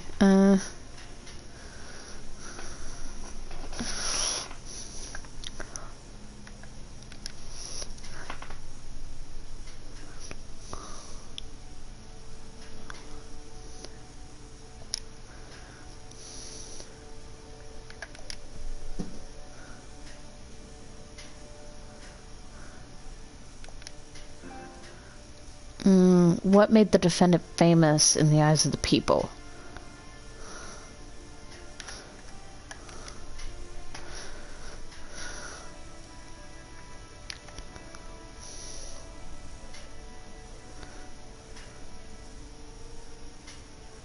Uh...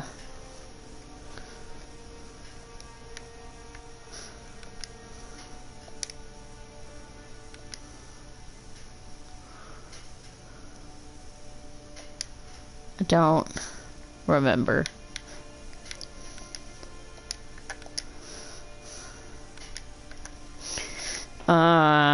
It's one of these two. Storming...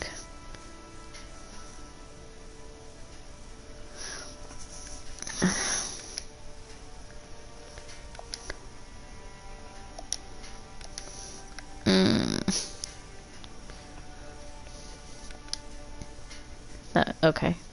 That's fine.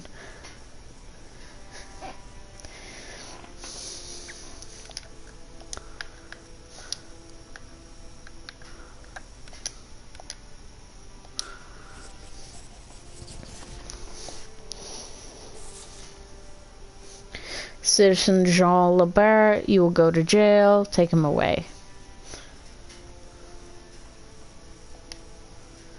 Is that all?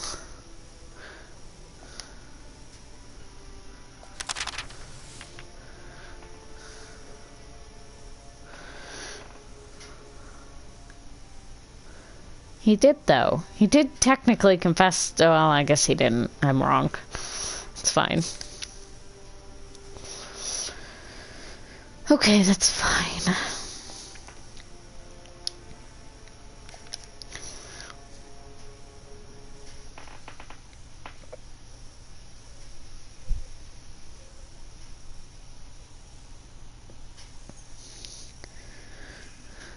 Due to the establishment of a revolutionary tribunal, we need to...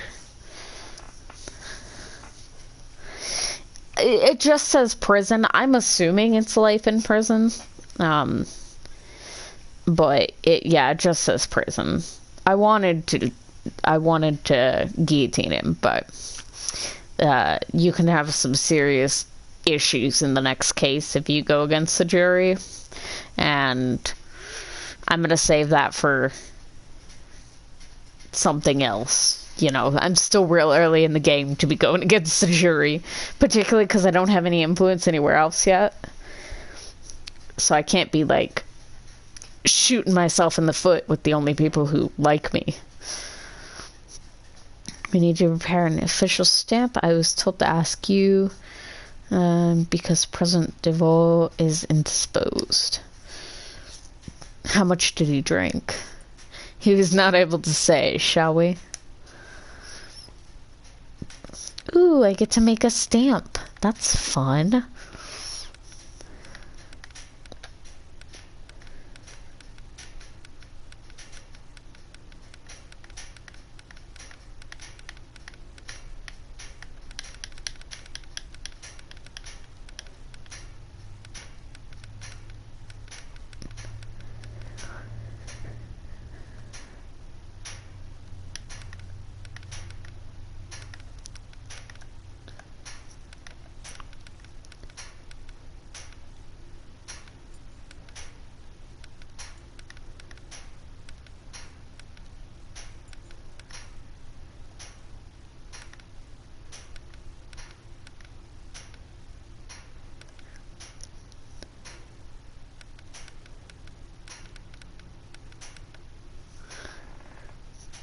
I like that one.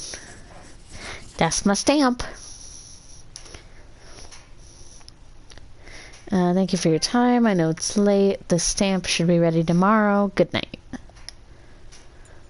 Okay. I need to take care of my wife.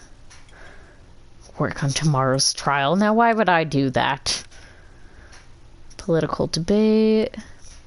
Paragraphs of codes. Demonstration. Evening Stroll.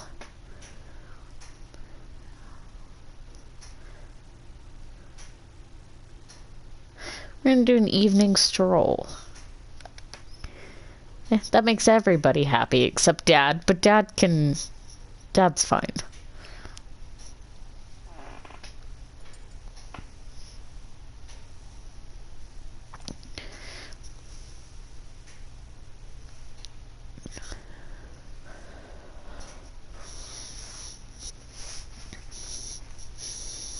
Day 4.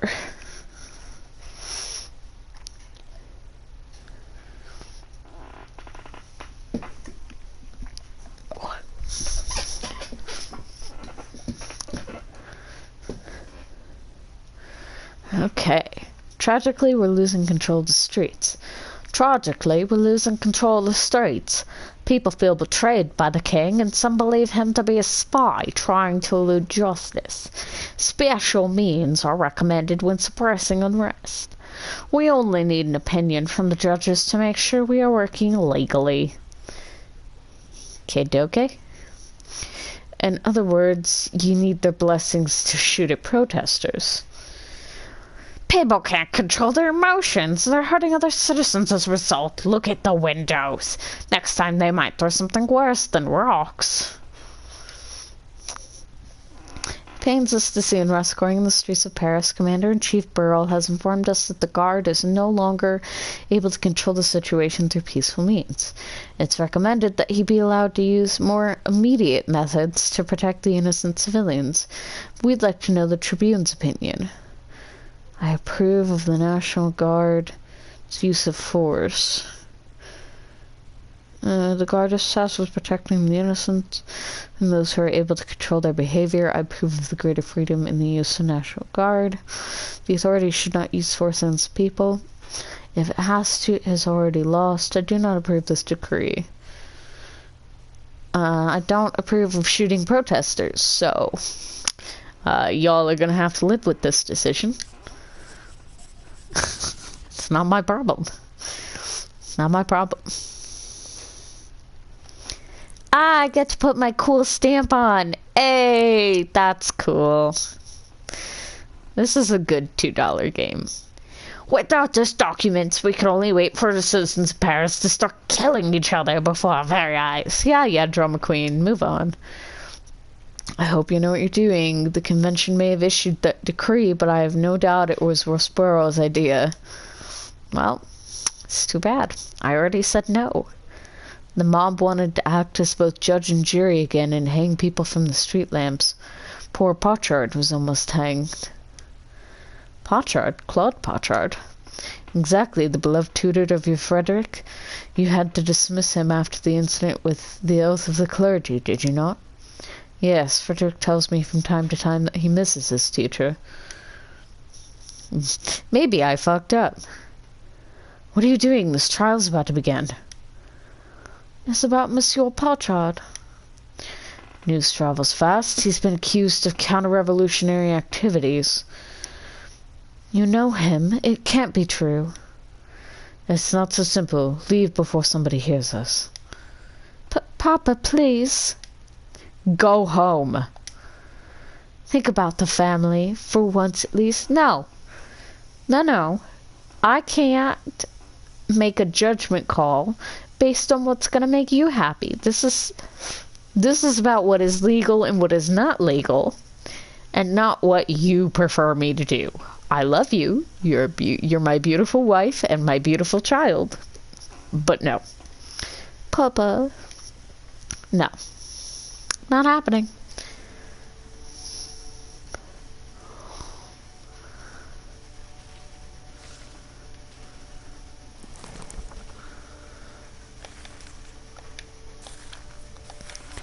Jean-Marie Roland, Minister of Internal Affairs, thanks to his wife, to his resourceful wife who controls his career from the shadows, he's gained a position in the government and become a prominent member of Gordians. He does not hide his support of the monarch, maintaining that it will create balance between a bloody revolution and the tradition that unites all generations of France.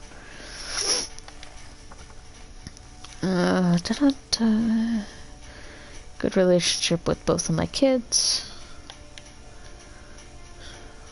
That's all fine and dandy. Oops, that's not what I wanted. Nathaniel D. Asroff. Claude Pochard, a 26-year-old vicar and tutor, son of cobbler, son of a cobbler, believes in Enlightenment ideas. After refusing to adhere to civil constitution of the clergy, he was removed from his parish, prohibited from carrying out his duties, and sentenced to banishment. Despite this, he stayed in Paris and continued his work as a tutor, which he started before 1789. Pachard was captured in the streets by fortuitous circumstance. A guard officer present during his trial a few months ago recognized him and didn't hesitate to act. Following an investigation, Pachard was accused of spying and spreading counter-revolutionary propaganda in order to prepare a foreign intervention that would end the revolution. Correspondence with Archbishop Jean Arsen de Brantel was found in a room Pachard had been renting from Marie Gimlet. In it, the clergyman was asked for information about the unrest and the supporters of the monarchy in hiding. Riches were also found, a golden chalice and a reliquary. Hello, baby. Hello, baby.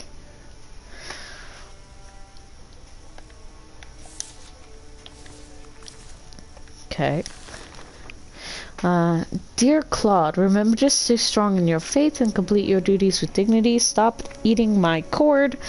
8, child. Tell me how our brothers in faith are doing, as well as the church in these desperate times. May God protect you, Jean Arsene. Okay. Okay. Oh, you know, I may have been supposed to be doing a report for the last, 2, and I only did it in the last one because I didn't know. It's fine. Everything's fine. Okay, so it's... Did the defendant confess to the crime? What valuables were seized from the defendant? Were the traders whom the defendant was corresponding with located? When and where did the defendant corrupt the people of Paris? Okay. Please introduce yourself. Monsieur le Judge, you know me. State your personal information or there will be consequences. Claude Pachard. Monsieur le Judge. You stand accused of spying for counter-revolutionaries and criticizing the existing order. Do you admit to these crimes? I'm innocent. The accusation is exaggerated and comes from the ill will of the accusers. Suggesting that the revolutionary government is acting in ill will, typical of a priest. Okay. I have 3 mistakes and 8 questions to reveal.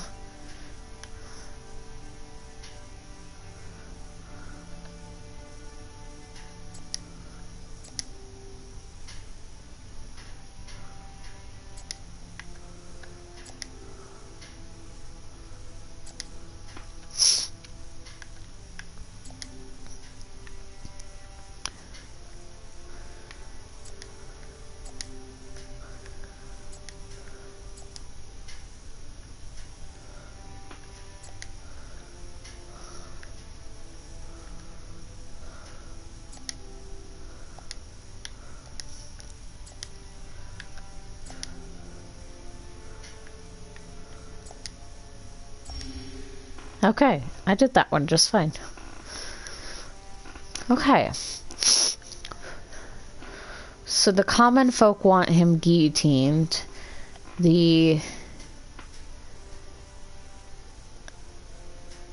Or expect him to be guillotined. The revolutionaries expect me to put him in prison, and my family expects me to let him go, which I'm not going to do unless he can prove that he didn't do it. Why did the accused stay in France despite being banished? I had to take care of my sick mother. Without me, she surely would have died. Why did you not take her with you? I was in no position to afford that. I'm just a poor parish priest who is unable to even carry out his duties. I have to teach every single day to survive. Is that why you started spying? For money? No, what information would I glean that would be useful for immigaries? Immigaries. That's a word. That's a word I know. Totally. That is the supposed persecution of priests. The main argument that Archbishop de whatever Demeta using to convince Catholic monarchs to strike against the revolution. I do not correspond with immigaries, and I certainly do not write about the suffering of our clergymen. I'd like to remind you that we have evidence. Because that's funny. I'd like to remind you that we have evidence. The accused travels expensively around the Paris department. To what end? I teach wherever I can find students. Doing that requires time and effort, I admit. Is that why you received gold from your fellow conspirators abroad? The only money I see comes from my students' caregivers.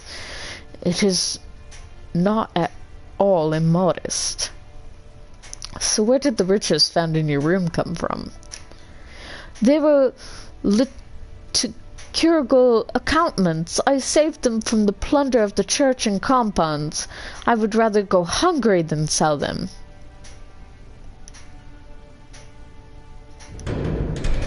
Interesting. What do you teach? The caregivers in orphanage only pay for reading and writing lessons. So why did the accused teach children that God's law stands above that of the Republic? You spread superstition and counter-revolutionary propaganda. This is a misunderstanding. The children I teach are unable to understand such complicated matters. The accused's explanation further incriminates him. If they're unable to understand the topic, why would he even discuss it at all? I was only answering questions from the director of the orphanage in Gimbons. I said that God's law stood above my banishment. It's God's law that prohibits me from leaving the country. I have a duty to help those in need. Sure do.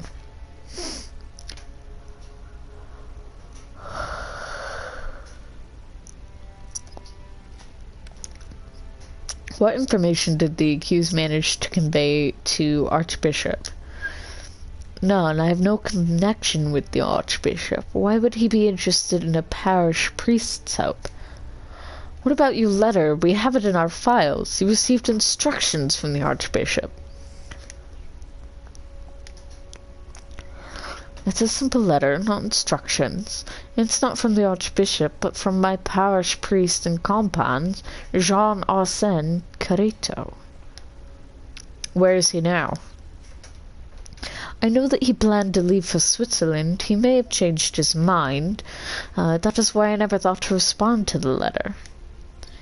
What a coincidence. Archbishop de Bertel currently resides in Switzerland. It is indeed a coincidence. Many clergymen reside in Switzerland.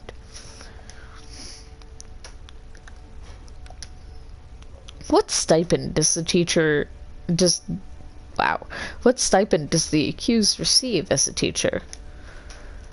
2 francs a week, but most people give me food instead. Bread, butter, sometimes wine. Does it not bother you that poor people have to take food from their children to give it to you? Of course it bothers me, but I have to eat too. We demand an explanation. Where does the gold come from? Is it not from your fellow conspirators abroad? Of course not. It belongs to the parish in compounds, which is currently under my care. This gold is not my property. Why did the accused continue teaching instead of leaving France? My duty is to help others. If I'm unable to help as a priest, I want to at least share some of my knowledge. Your knowledge is Catholic propaganda. I prefer the term Catholic values. Did the accused celebrate masses despite the ban? There are no churches where I could do that. Then what purpose do the chalice and reliquary possessed by the accused serve? Private religious practice. You were prohibited from administering sacraments. It's not sacrament, merely prayer. The declaration of the rights of the man and the citizen allows me to pray. You should be familiar with the document. That's beside the point. By promoting superstitions in a progressive country, you are spreading sedation. I don't know about that one. Summon the witness, Marie Gimmett. Citizen, what is your name? Marie Gimmett, Monsieur le Judge.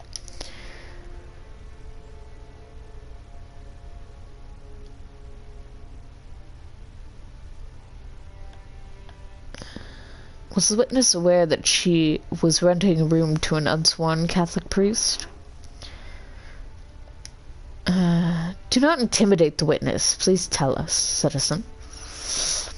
I didn't know he was a priest. He never wore a cassock, and so how was I supposed to know? He wanted a room? I gave him a room. So he hid the fact from you. He dressed normally, so maybe he did. I do not know.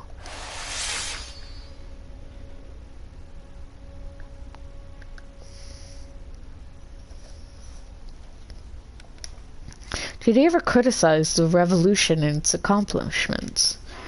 Once he said that instead of beheading, they could do something about economy and teaching, that children are hungry and, well, can't read or write.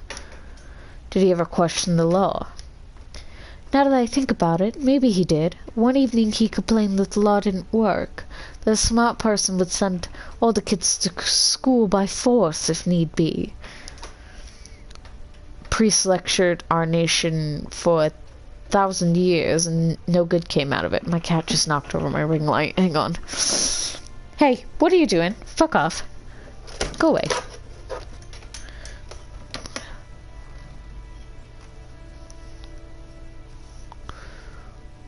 Bonsai, no.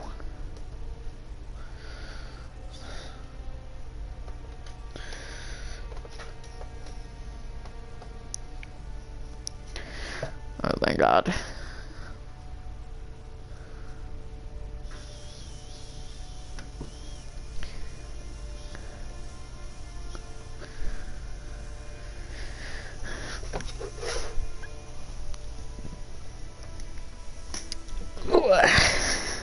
Okay. You're gonna have to chill out with me, okay? Okay?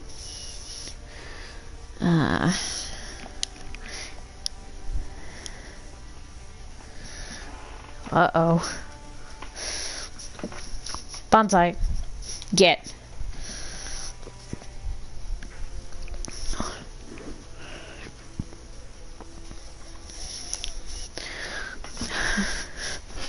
Just what Madame Gimmett said. I only want a decent universal education for the youngest. Is that really criticizing the revolution?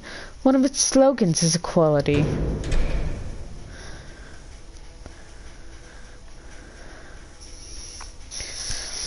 Okay.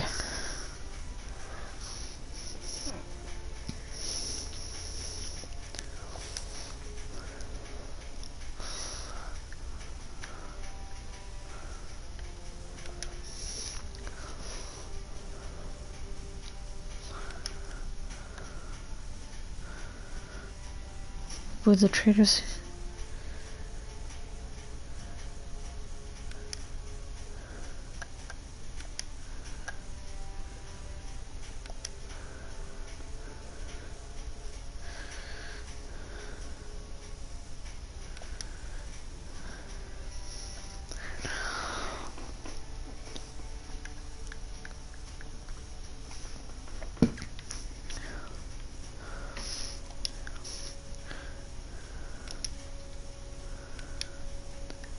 Okay.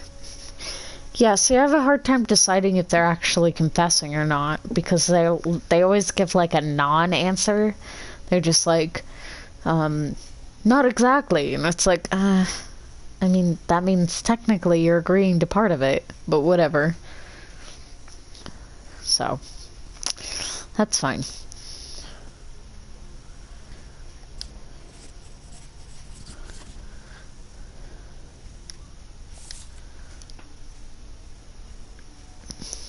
I mean,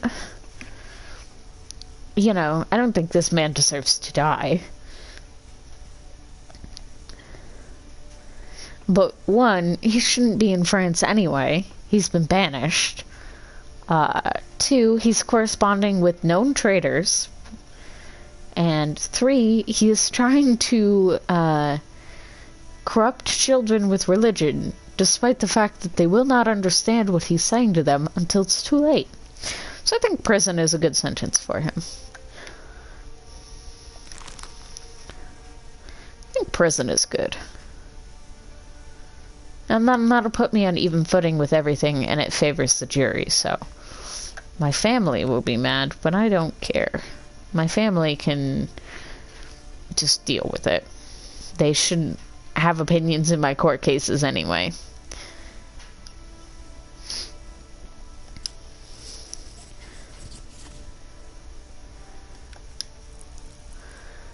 I like that I have a seal now.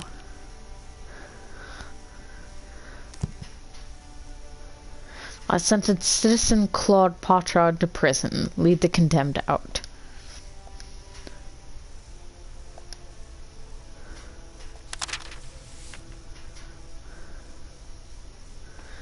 Yay.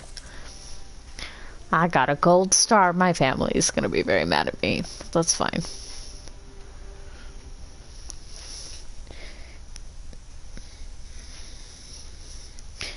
You don't get to be upset with choices judges make. Don't marry a judge. Like, the fuck. But that's just my opinion.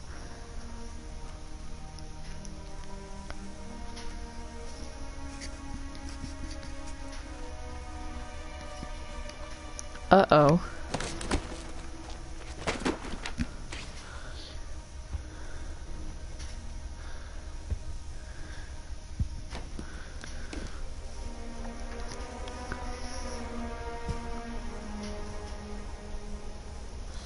Traitor.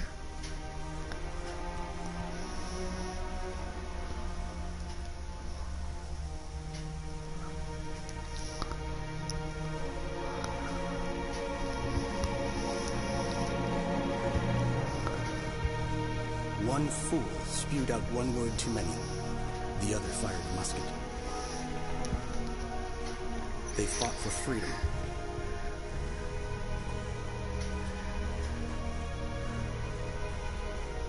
Each for their own.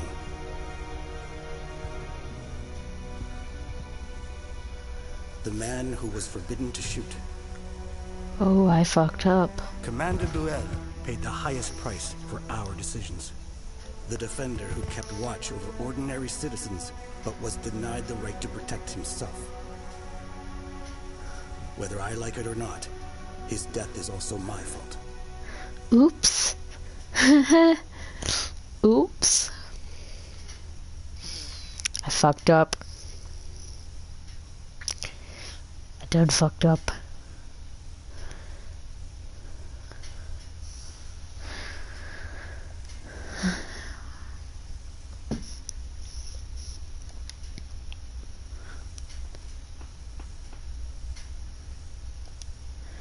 Today is about equality, so that not only the aristocrats can live with dignity.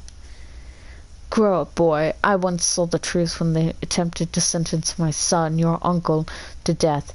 It suddenly dawned on me that the only thing that mattered were the power I had never cared, I never had, and the connections I never cared for. You wanted to be righteous while the injustice spread like a plague. You should not be sorry for that. I'm not, but I would rather your brother lived so that you still had two sons. You have a brother, Daddy? Where is he? He died a long time ago, before you were born. Why did he die? Don't talk so much while eating. Your uncle went to war and died in battle. Your generation will soon realize the extent of the damage we inflicted upon the world. In the past, decent people like Potrod never had to worry about courts or tribunes, but now... Do you ever consider the possibility that Potrod was guilty? No, not Mr. Pochard. There's no guiltier than any of us, son. Keep an eye on the Reynards. Oh.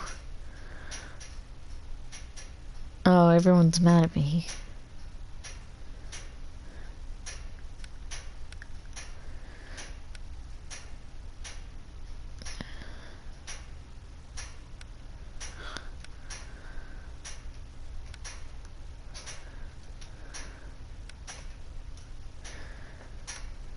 Okay, so who's the lowest? Dad is the lowest, followed by my wife.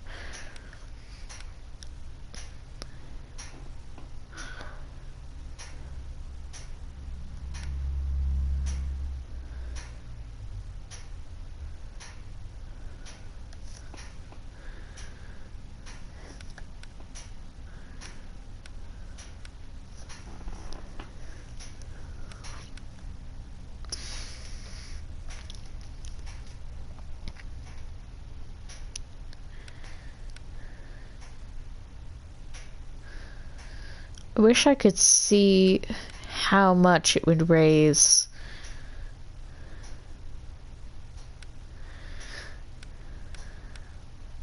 And lower. Because if Dad can take one more hit, I can fix him tomorrow. Because this raises everybody but him. We're gonna do it. Okay.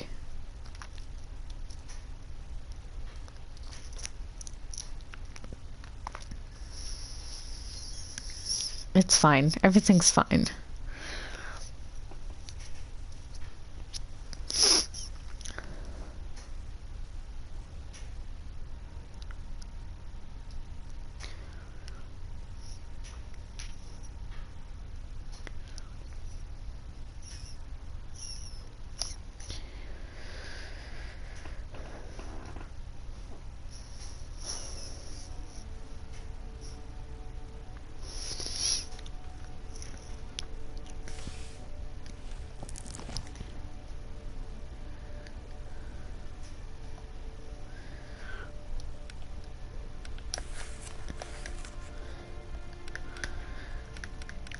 Grace Elliott.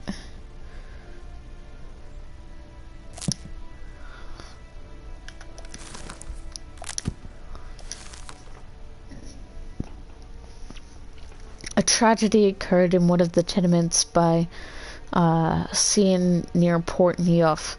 The fourth floor collapsed. The tenants, horrified by the crash and the incubus dust, ran outside.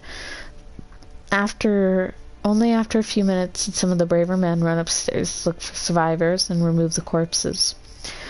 Rumble and timber buried 2 families, 12 people. 3 children managed to survive by hiding beneath a wooden table. Neighbors dug them out and carried them to Hotel du Bois. We cannot comprehend what the orphans are going through, and they have not eaten or spoken for 2 days.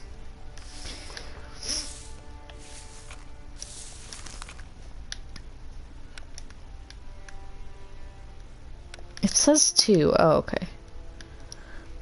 Let's see. There we go. The owner of the house testified he had ordered construction of an extra floor a few years back. Works was supervised by architect Maurice Latour. The National Guard found the architect, who is also the construction foreman, at an address given by the owner. Maurice Latour was not surprised when the guardsmen knocked on his door, and he did not resist when they handcuffed him and took him to jail. Maybe he's just sad.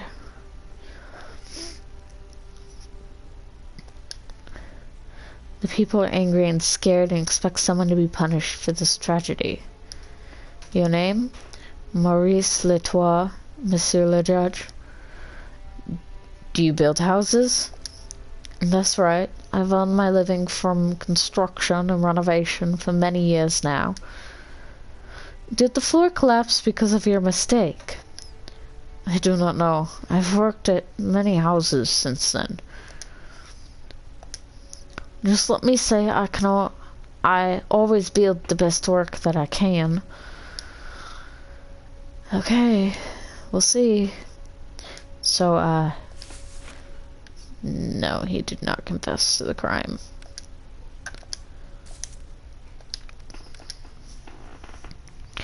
Okay.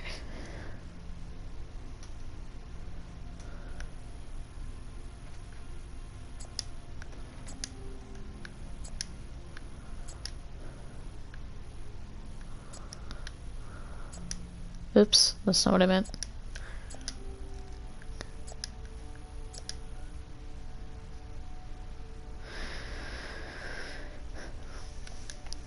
A few years ago, were you assigned to perform some construction work? It was 9 years ago. I was supposed to remove the roof, add one floor, then build a new roof. Is that a hard task? It is known that it is easier to build a new than improve something already there. Did the owner have any objections regarding your work? If he did, I would have made any corrections as necessary. Which floor was built by you? The attic, the fourth. Before that, the third floor was the attic.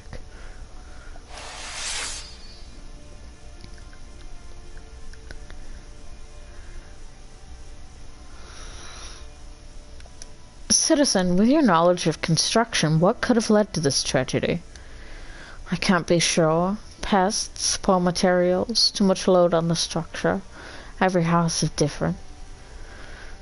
This should have been checked before the room fell on people's heads. You did not mention an error, a construction error. Yes, unfortunately that can also happen. I've made many mistakes in my calculations, or wrongly assessed the quality of timber. You're not denying it. If you judge that I have contributed to the deaths of those children, I will accept whatever punishment you choose. 2 weeks ago, a disease took my wife, and I no longer care what happens to me. Man, that sucks. Did you talk to the tenants, the ones that pulled the victims from the rubble? They came to me at night, angry and hurt. I understand their pain, as I too have children. Answer my question. Did you talk to them? No, I was forced to hide inside my house and close the window shutters because they were throwing stones. So the building collapsed because of your mistake, and you did not even have the courage to talk to the victims? I am a coward, I know. How did they know where to go? I don't know. Only the owner of the tenant knew my address. Interesting.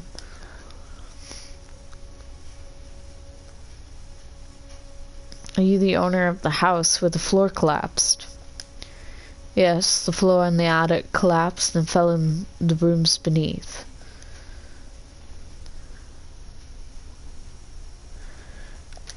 Did the tenants complain about anything prior to the tragedy?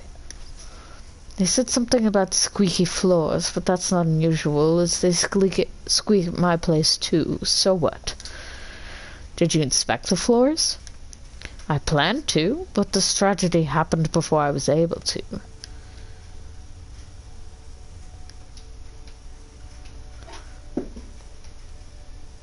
Man.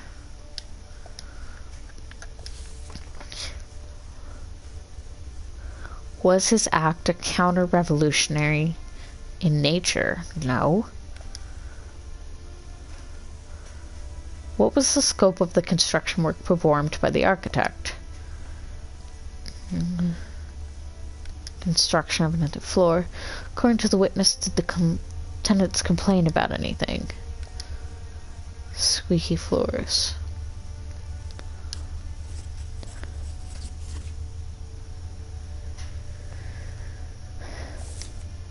I mean, the jury wants him dead, and the common folk want him dead.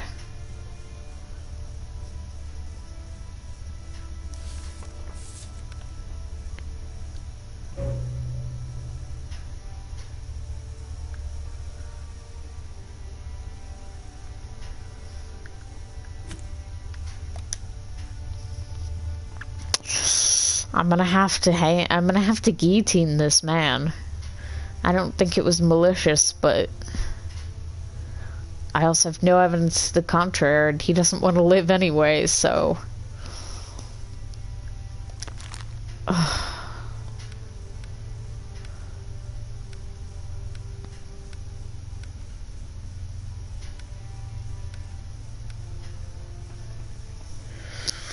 I have to go with the jury. This isn't a big enough issue for... I know. I have no idea what I'm doing with the accents. It's just whatever my brain decides to make my mouth do at the time.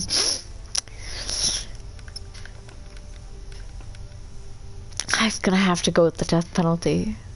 I don't believe this man deserves to die, but the jury does, and most in the common folk do.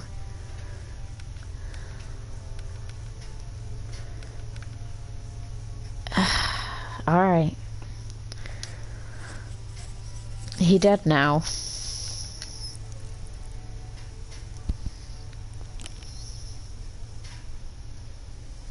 His children.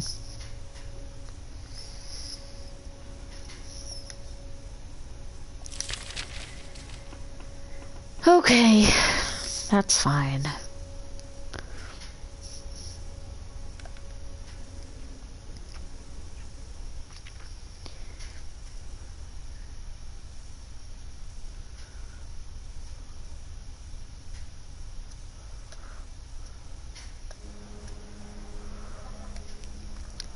Maybe I could win the heart of the crowd.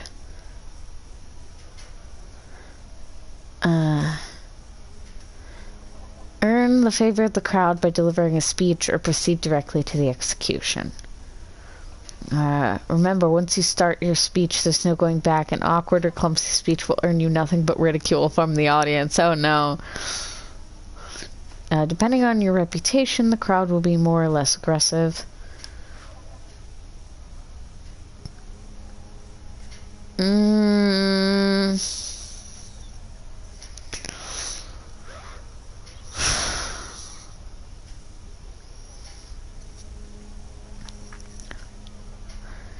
I think I should skip the speech for this one.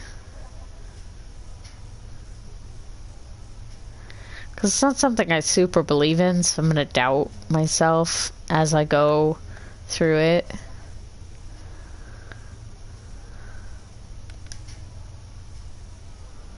It's fine. Is this justice? Will someone punish the owner of the house? You didn't have anything to say before. Oh, I get to guillotine him. That's kind of fun.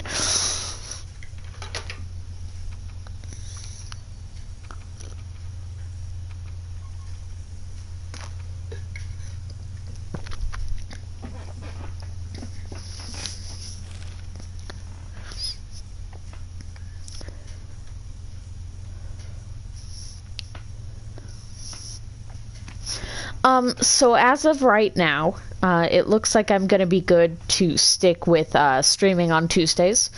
The specific time will vary until I figure out the pattern for my coursework and how I'm doing it.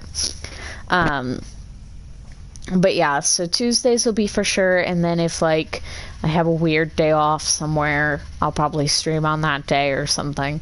I try and make Monday like my upload days for YouTube, but the last 2 weeks I've been behind just because I've been getting everything set up, but it looks like I'll be good for Tuesdays because most of my assignments are due on Sunday, so that means I have Mondays, you know, like the whole week, and then Monday I can work on stuff, Tuesday I can stream.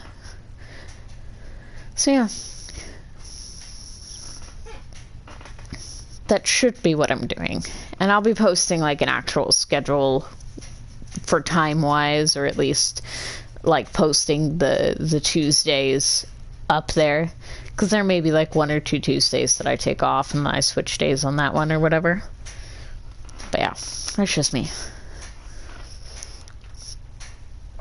There can be no more demeaning experience for revolutionary Paris than the escape of Citizen Capet. He escapes right from their hands, and the revolution now seems feeble and weak. The people resemble a child that could easily be duped by anyone. However, the Republic quickly composed itself thanks to an escaping Montmedy. Ordinary citizens led to the fall of a monarch. You will have a chance to serve the Republic as well. For citizens, Capet will face the Tribune tomorrow. You will choose how he will be remembered, as a traitor and a coward, or as an unlucky statesman. If it were for the prison guards to decide, there would only be one outcome.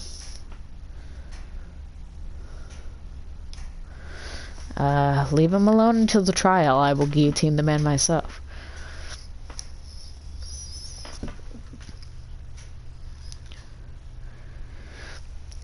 Cool. Yeah. Tuesday is just gonna be a good day for me, I think. And that may change later, but from now until the foreseeable future, we'll do Tuesdays, I think. Nah, that's no I think. I've basically decided, so. Leave him alone until the trial. We're here to serve justice, not beatings. Okay.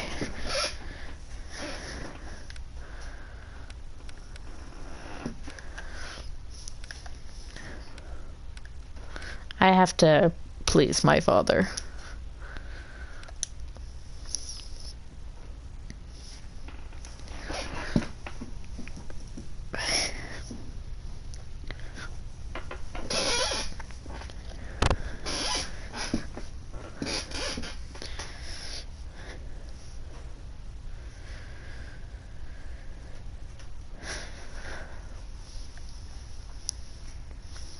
I wonder how many days are in each act.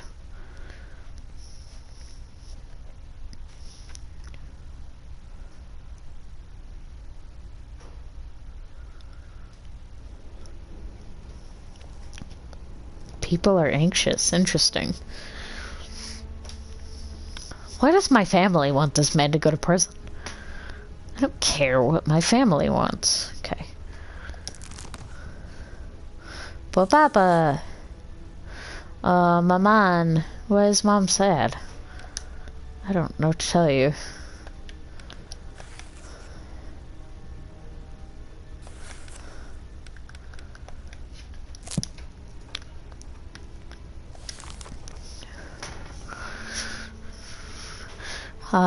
Louis Capet tried to defend his absolute authority by plotting against the National Constitute Assembly and the people of France. We all remember July of 1789. He gathered an army, 15 foreign regiments, and ordered them to surround Paris. Soldiers led by Baron de Desval were to capture deputies and shoot at citizens defending the reforms, and so they did. The Royal German Regiment drew the first blood. After the plot failed, Louis Capet tried to flee the country with his family and scheme with foreign monarchs abroad. Is that not the reason he took flight from the Tuileries one night of June 1791 using someone else's passport? Was he not heading to Montmedy, where his loyal armies were stationed, ready to take him to Austria? If it were not for Postmaster Duret, the scheme could have ended tragically for us. My lord, should any reason appear, shoot the rebels without hesitation, just as his majesty ordered. Have no mercy, for they shall have none either.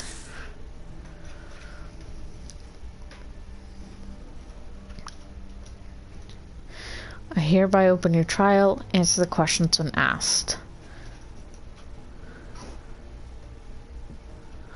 Capet is the name of one of my ancestors. My name is Louis Auguste de Bourbon. That may have been your name before you raised your hand against people you had sworn to defend. As a king, I have never done a thing against my people. I love them and still do. Objection. There is evidence of Louis Capet's treason against the people of France. He should be tried as a foreigner, an enemy, not a citizen of the Republic. Questioning the defendant will stir the impatient audience. Once angered, the people may even start to riot. Interesting. Okay.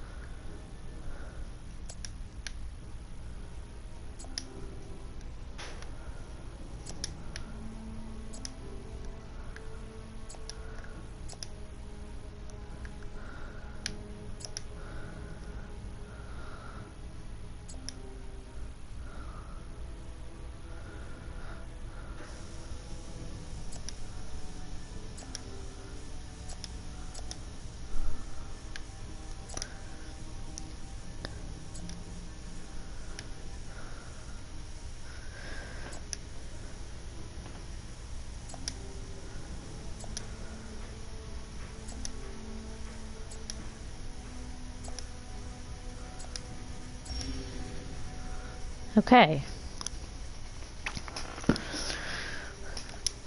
Did the accused strive to abolish the National Constitute Assembly? I would not convoke a state. Wow, I don't know what that accent was. I would not convoke the Estates General. I guess we're sticking with it for the first time in generations, and acknowledge the National Assembly to act against it and all required reforms. Then why would you call in armed forces after the National Assembly's transform until the National Constitute Assembly? My ministers pressed me to ensure my people's safety. That is a bold statement, considering how many of your people were killed during the unrest in July. That pains me greatly, but the only person responsible for that is Baron de Bosneville. Objection. De Bosneville's carried out Capet's orders. Interesting.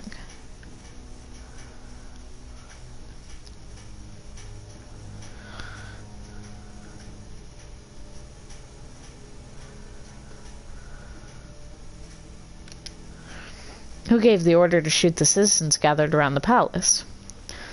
I did, but it was not an order to attack. The guards' duty was only to respond if the citizens attacked. It was their duty. Their duty was to protect my family. In that case, they should have ceased fire as soon as you escaped to the National Assembly with your family. It was chaos. I did not have a chance to give such an order, but I did so immediately upon arriving at the assembly. So the accused has innocent blood on his hands.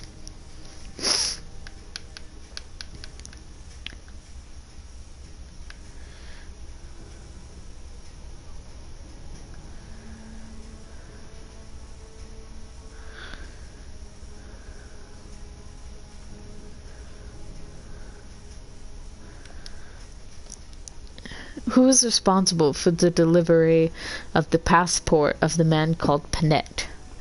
My butler. I ordered him to prepare all the formalities regarding travel to Montmandy.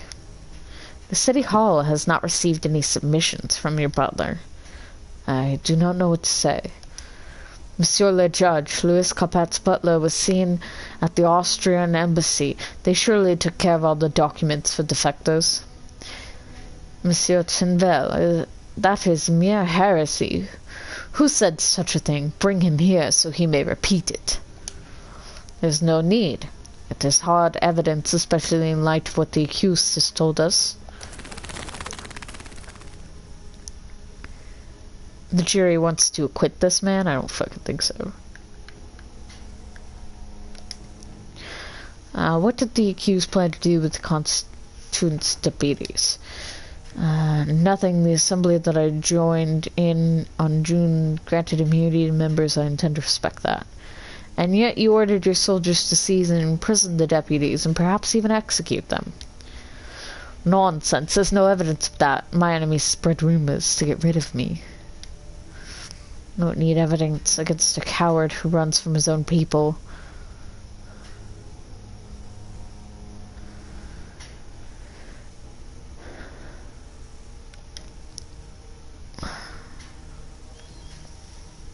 Has the accused ever considered Paris and its citizens to be his enemies?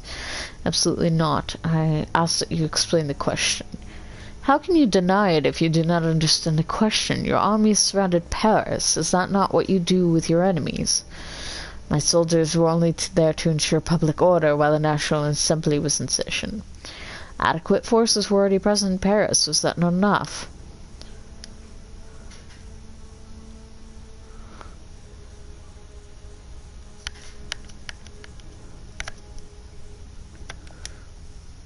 Who issued the order to fire its citizens? Either Marshal de Bégin or Baron de Basnave. The one responsible shouldn't be the one standing here, as he was not authorized to issue such orders. Really? Not according to this document. Really? Not according to this document. It was signed by the Marshal.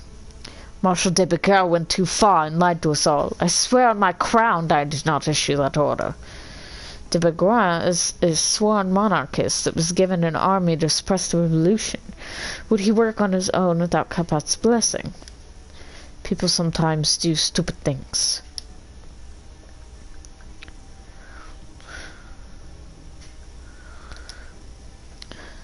Ooh, the people are running out of patience. Tell us one thing. When does a leader order a muster? When there is need to strengthen... Hi, did you bring me a toy? No, you're just here. That's fine. When there is need to strengthen discipline and inspire courage. So you admit you encouraged the guard to attack Paris. No, there were many armed citizens around the palace already. I only wanted to give my troops hope during the defense. I would like to emphasize the fact that my family were in grave danger. If their lives were in danger, the fault lays with you, not the first time you've sent your troops to fight the citizens. Gentlemen, I look in vain for a judge here, for I only see accusers before me.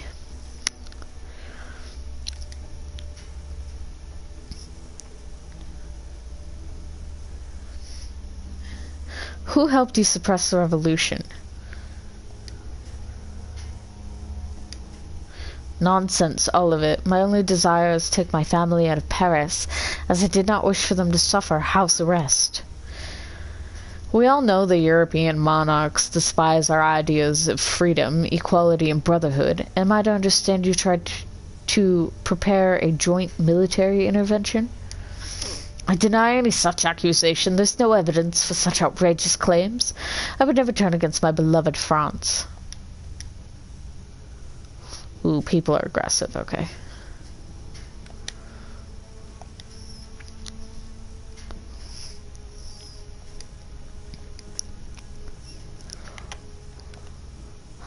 Did the accused Louis Capet introduce himself to the witness with his full name?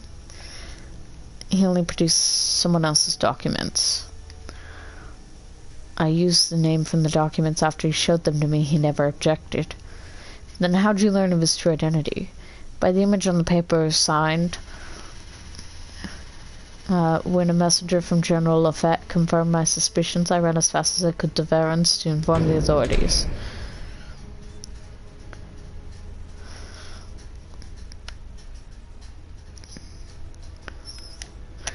Was the accused acting like a defector? Was he nervous or in a hurry? No, the king, Capet, was in no hurry. He even found time to jest. I do not know. Only the king would leave the carriage. Capet. Judging by his clothes, I thought he was merely a townsman.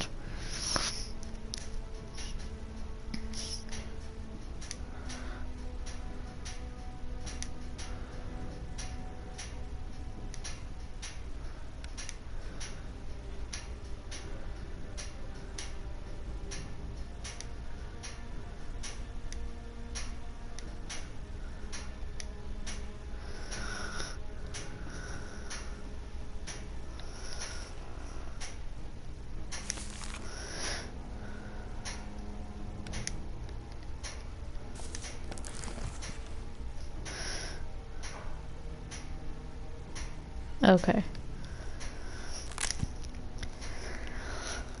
The people want him hung. The jury wants him in prison.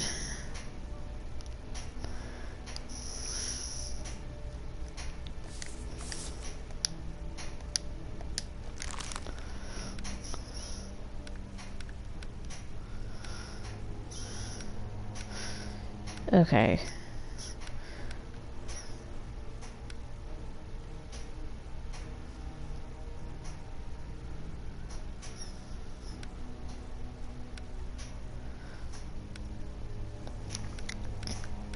I guess I could send him to prison and it'd be okay on everybody's thing.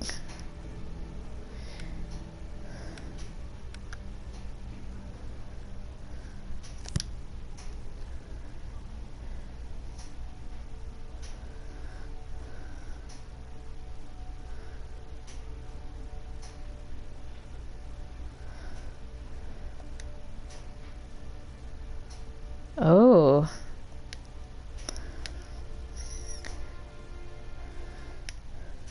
There's hidden evidence.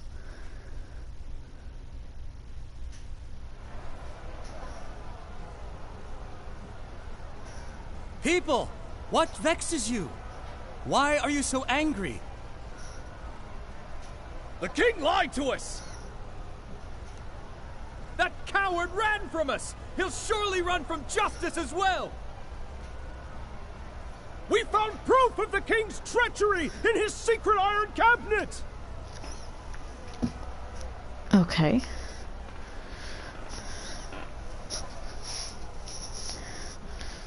Okay. Before attempting persuasion, you may explore different approaches to all the topics to the conversation. Before employing every kind of emotion, you receive an evaluation of your choices.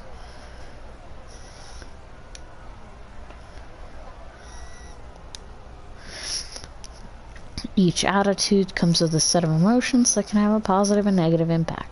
Learn their effects to manipulate the people of Paris in the way you please. The higher your reputation, the more you know about the other speakers' attitudes. You can obtain this information by spending influence points.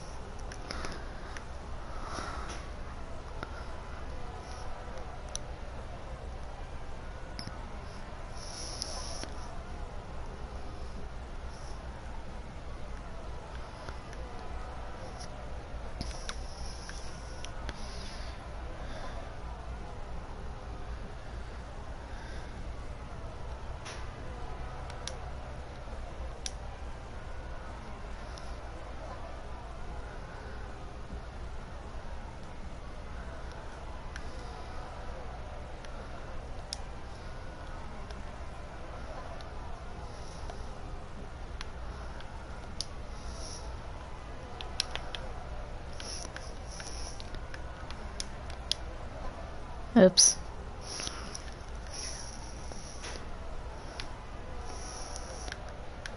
The king has been imprisoned. He will not escape a second time. If he tries, I will kill him with my own bare hands. Each new piece of evidence will be thoroughly examined. The Republic's standards demand nothing less. I shall follow them to the letter.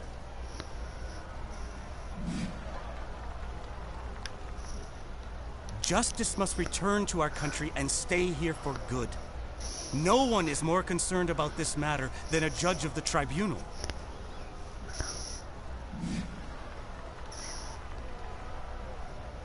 Yay.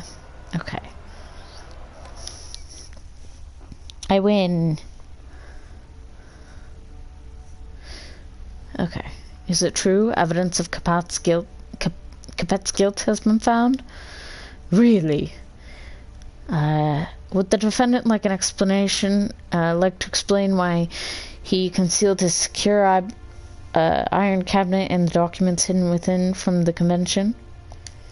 I hid nothing from the convention. No one asked me about the existence of such things. You kept your correspondence well hidden under lock and key. It could only be retrieved with the assistance of a master locksmith. Any affluential Parisian has a lockable cabinet. I, for one, am keenly interested in locksmithing.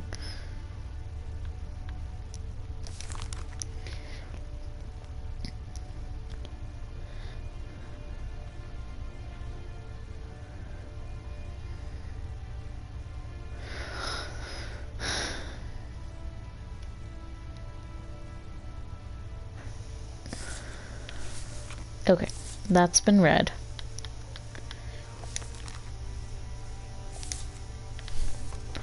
That's already been addressed. The deputies of the so-called National Assembly are to be carefully questioned. If any of them should display common sense and see support of the Assembly, award him with extraordinary high allowance for forwarding and forward his Majesty's thanks.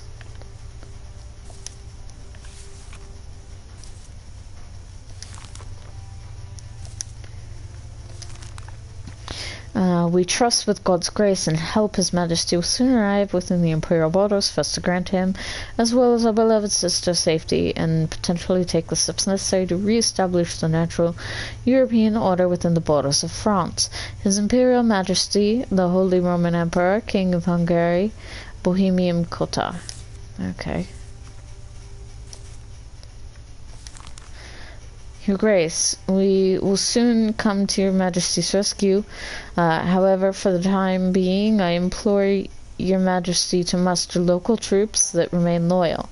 I shall issue a warning to your Majesty's subjects that any and all who dare raise a hand against your Majesty would suffer the direst consequences. My armies await your orders to curb the tide of anarchy. Interesting.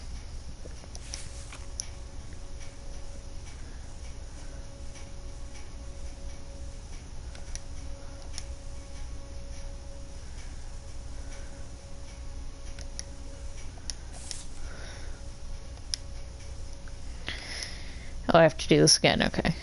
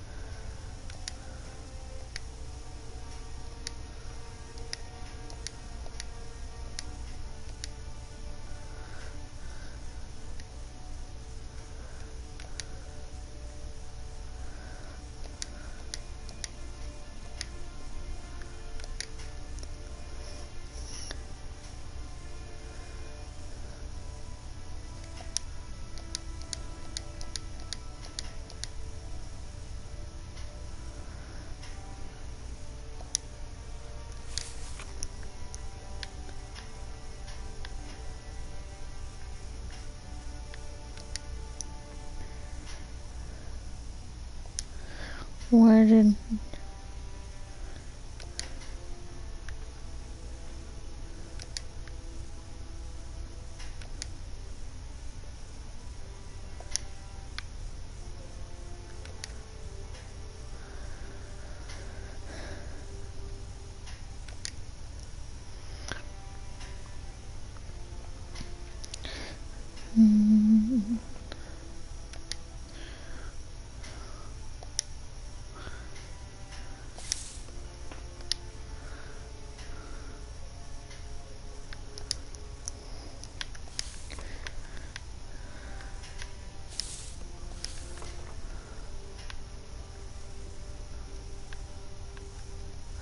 Sorry, I've gone quiet because I'm focused.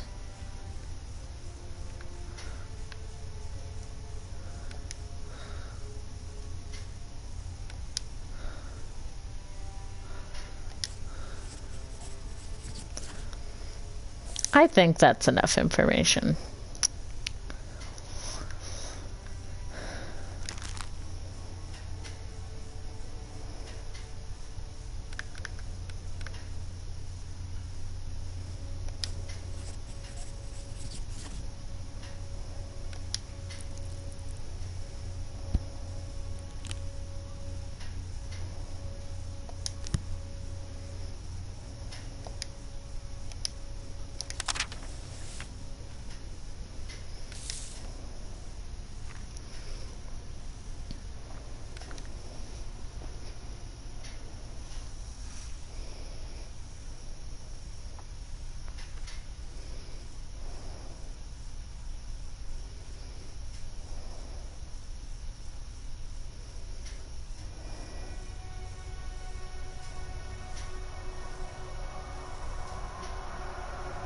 Do they understand?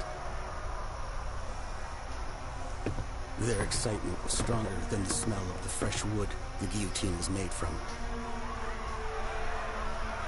Do they know what's about to happen? Sheep that only now realize they used to have fangs and claws. One thought guides their clenched fists. To bow before the new, uncompromising idol with his shining steel crown. I too have felt their eyes on me, just like him. A silent assistant in this ritual of new faith. A random acolyte, scared, doubtful. Will not the old god seek vengeance for this treachery? He abandoned them all too easily.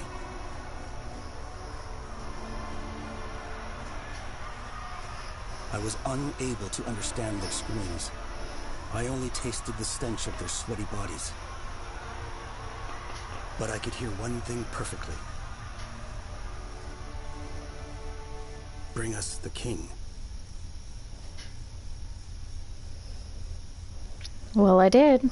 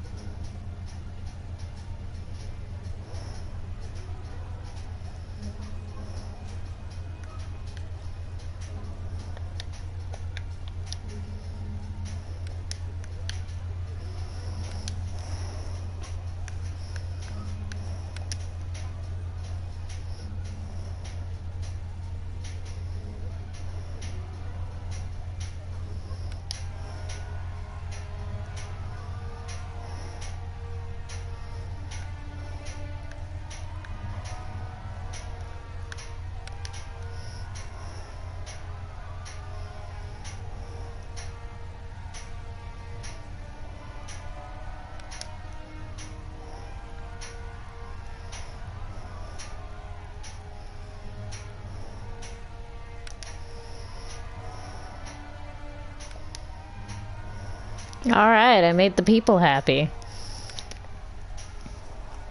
My cat is conked out.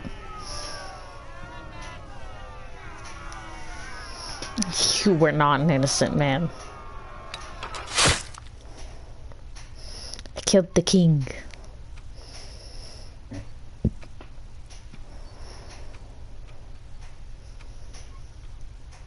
I killed the king.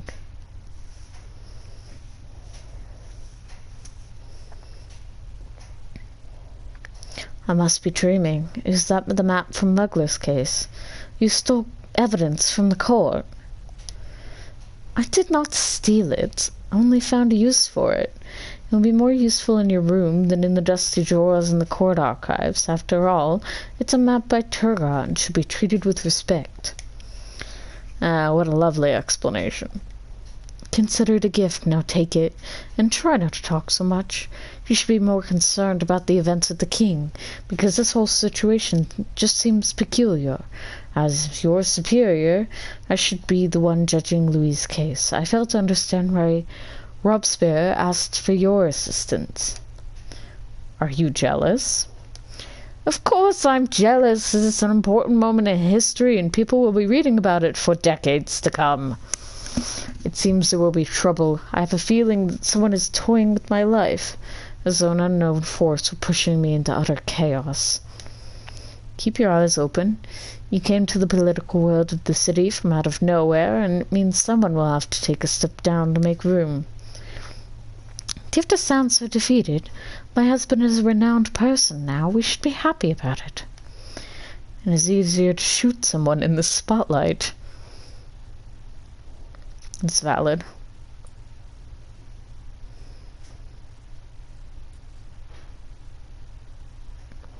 I see. Okay.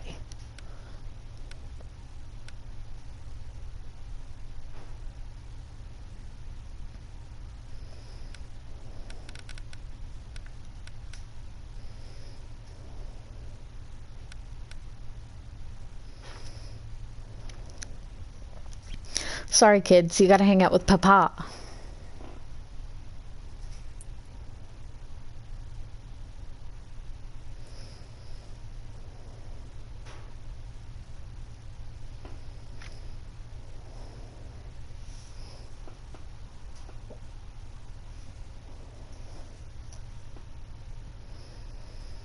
It's been a week. This is 7 days of trials. This man has been in power for 7 days, and he murdered the king. This is hilarious.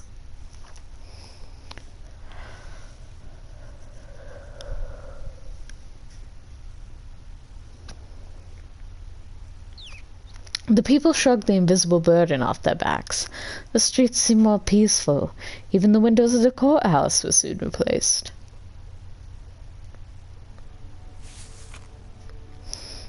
Dear Citizen Fidel, I'm writing you to congratulate you on becoming part of our country's history. Citizen Capet's trial is on everyone's lips. I would also like to discuss the important topic of appointing the new Commander-in-Chief of the National Guard who replaced Citizen Burrow. It's my honest belief that I'm the best cadet. Should you give me your permission, I would like to pay a visit to you this evening. Okay. That's all fine and dandy.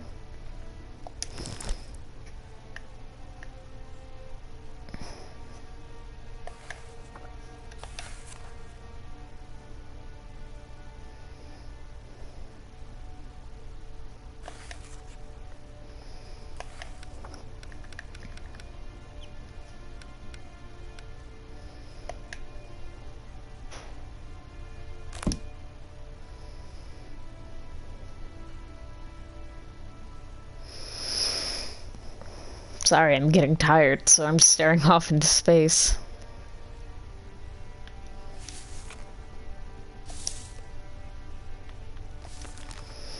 Bruno Hugo, 26, is a groom working for the wealthy and influential aristocrat Jean-Claude de Jacquemart. During a quarrel, he was seen to push his employer down the stairs, resulting in the aristocrat's death. It's significant for the case that, due to his origin and low intellect, Bruno Hugo is known in the local community as Village Idiot. The witness testifies that Jacquemart returned from a ride, displeased with the way Bruno had prepared his horse.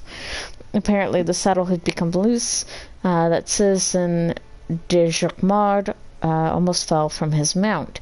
The victim called for Bruno in order to scold him and began insulting and physically abusing the stable boy when acting on an impulse. Yeah, I think after this this trial, I'll probably go to bed. Sorry. When acting on an impulse, Bruno pushed his employer away. As a result, Citizen de Jacquemart landed at the foot of the stairs with a twisted neck. The incident happened in front of other employees. Bruno Hugo escaped to the stable, where he was later found, pale with fright and whispering something to one of the horses. Aww. It's a simple case. Only problem is that the people feel... I feel sorry for him. He was being attacked.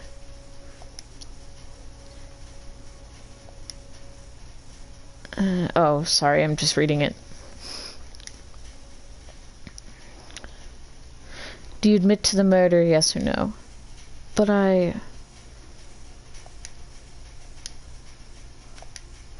okay. Oops. Well, I found the trap.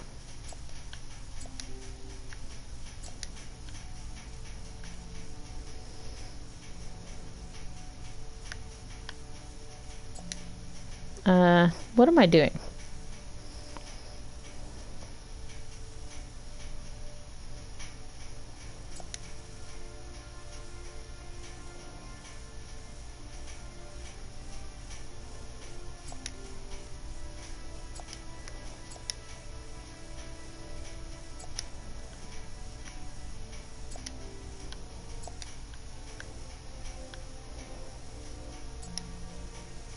Okay.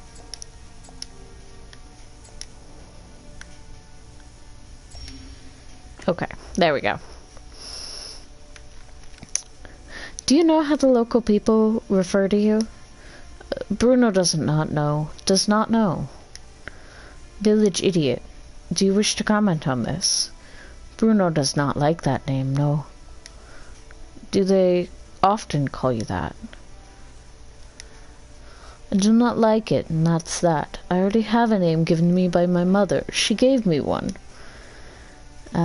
Was this nickname the reason you pushed Citizen de Jacquard down the stairs?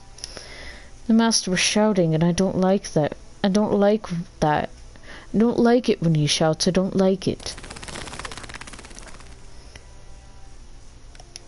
As a stable boy, you were responsible for preparing horses for the victim? Yes, I combed them and fed them. Horses eat a lot of grass. I combed them. Was the saddle loose? Citizen? No, impossible. I pulled the straps. You can't pull too hard, or it crushes and hurts the horse's stomach. Horses are good, better than humans. Did you want your master to fall off the horse? Did you deliberately leave the girth strap loose to get back at your employer? I'd never. I like our master. Wouldn't hurt him. I liked him. Poor guy.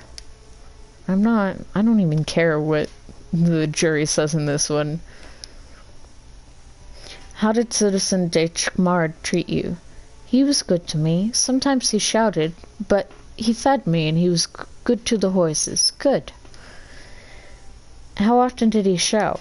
Sometimes he shouted, sometimes he didn't.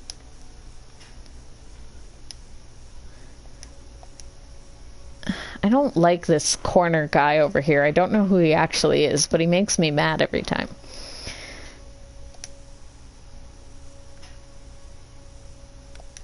Are you aware that you've killed a man? Do you understand that? I know. I just swung my arm because he was shouting at me like that, so loud. Are you aware that you could hurt him? I didn't think so. I didn't. Did you swing so hard he fell down? I got so scared I can't remember. I squinted my eyes, sir. When I opened them again, there he was, lying there, downstairs. Do you plead guilty? I don't know what I did wrong. I don't understand. These people wanted me to come here, so I came. I meant no harm to nobody. No harm. You're facing the death penalty for murder. Do you realize that? I just want to go back to the horses. I don't know if they've eaten today. If a horse doesn't eat for a long time, the master isn't happy when the horses aren't fed. Are you worried about the horses? Then are you more worried about the horses than about your master? The master is dead. What can I do? And the horses are still alive. They're alive.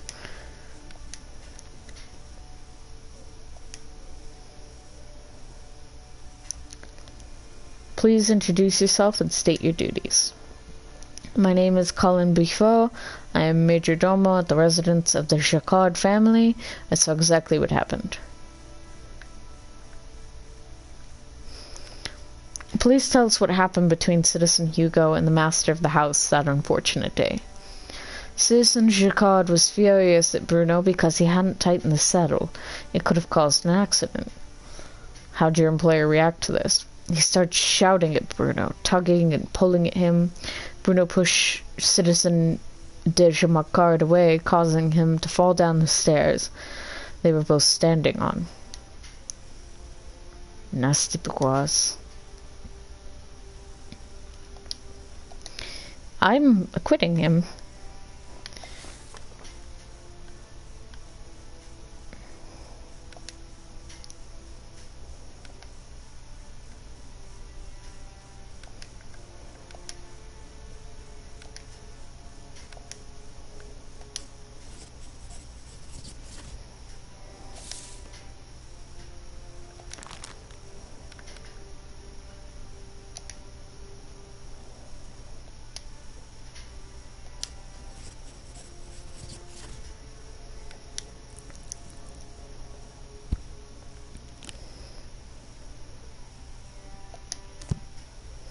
I find Bruno Hugo not guilty of the aforementioned crime as he is unaware of what happened.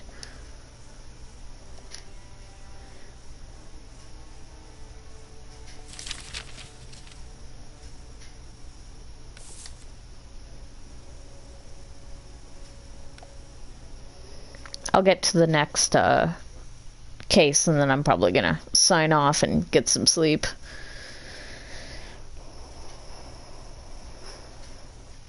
Your wife told me that if I seek support of just people, I should look for them in your house. Yes, Citizen Hannah, my husband will be more than happy to endorse your candidacy for the post Commander-in-Chief. How does it feel, why does this feel like a fait accompli? Please do not be angry at your wife. I'm sure she acted in good faith when she made those promises. How could anyone refuse to support such a respectable officer? I'm certain my husband will acknowledge your merits, just as I have. Undoubtedly, but how can I be sure when there are so many other candidates? Well, I respect the other candidates. They're decent people. However, I can offer you the most precious gift. Loyalty. Working together, we can greatly benefit each other and maybe Paris, too. Our family has a high regard for sincerity and loyalty, does it not, my dear? Moreover, we respect each other's boundaries. At every turn. Yes, those ugly rumors about you being an addict should be put to an end. Know that I never forget those who have done me a favor. Words, words, words, Citizen Hanrat. I'm certain no other candidate has asked for your endorsement. They do not think you are worthy of their friendship. But I, Franciscus Hanrat, am different, and so are my words. I'm sure my husband has already noticed that. Thank you. Regardless of what the masses are yelling, Paris is only as strong as a united entity, elites. I will not retract my wife's promises, but in the future, make sure you come to me first. But of course.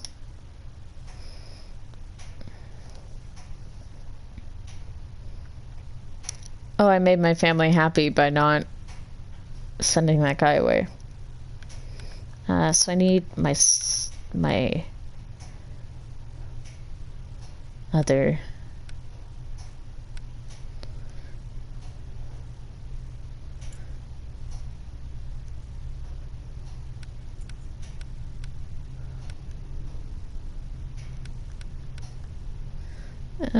we'll do the evening stroll because it's good for everybody except Dad.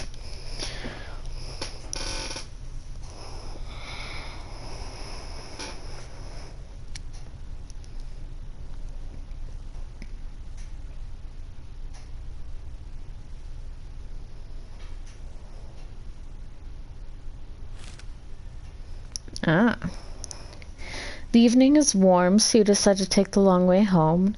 Near Cafe Chintley, you spot an amusing scene. Two drunkards fighting over a bottle of liquor, cursing like stable boys. The first is shorter and dressed in disheveled officer's uniform, possibly a colonel. The second fighter, although significantly taller, is just an ordinary street thug.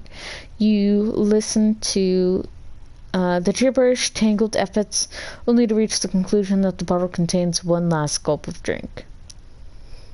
Try and settle the dispute between the drunkards. Two enemies unite in the face of a stranger in an elegant coat. It surely looks comical to the observers when a fit of booze-driven solidarity, one tries to hit you in the head while the other the other kicks you in your ankle. You dodge the bottle, which smashes on a nearby wall, spilling the remaining alcohol everywhere. However, the kick is successful and mobilizes you long enough. Lamau. I was trying to do the right thing. I don't know why I bothered, but it just be like that sometimes. Hey, baby.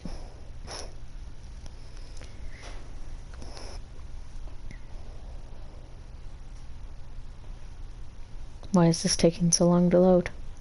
Oh, hello, map. A Paris of a new era. Weak, vulnerable to attacks. Waiting for someone to reach for power. Waiting for someone who, once again, will take control of its soul. The pawns are now in play. Oops, I dropped my controller. Go play, Bubba. Oops. Okay. Each section can be controlled by you, by an enemy, or be neutral. Controlled sections. Each section you take over provides you with one additional influence point, and the chance of mission success is higher in your territory. Enemy sections. Enemy agents can also take over your sections. Actions performed by enemy sections are less likely to be successful. Some sections are locked. Unlock them with any agent to carry out actions within them. Wow, this game just got a lot more complicated. Unlock a section, you have to scout it out first. You can only unlock sections adjacent to ones that are already unlocked.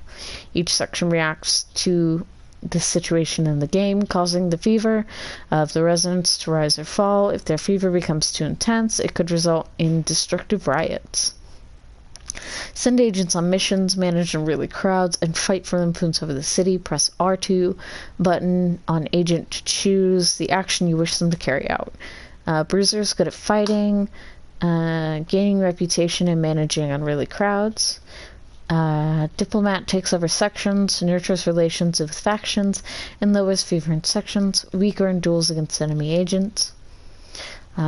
You can move your agents freely between your sections. Unfortunately, in hostile and neutral sections, they can only be moved one space per day. Okay. I think they spelt enemy wrong.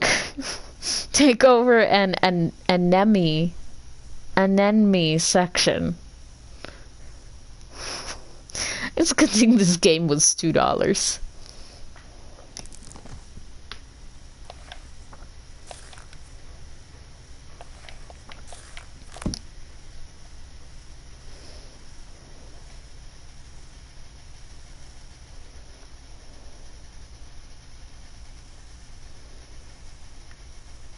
I can't take... There's not an enemy section to take over.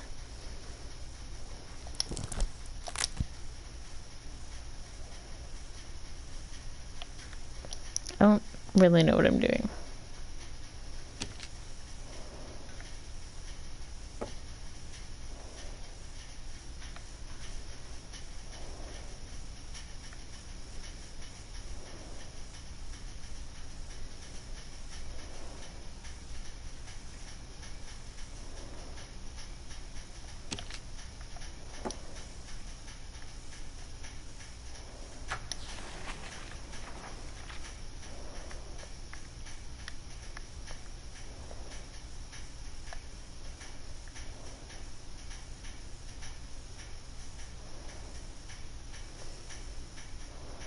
I don't understand.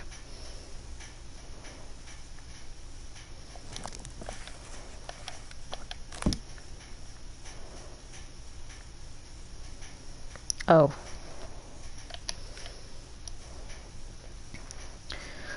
Oh my god. Really? Okay. More sections, faster monuments construction, subsequent stage of completion allows you. Okay, that's fine. Oh, I have to.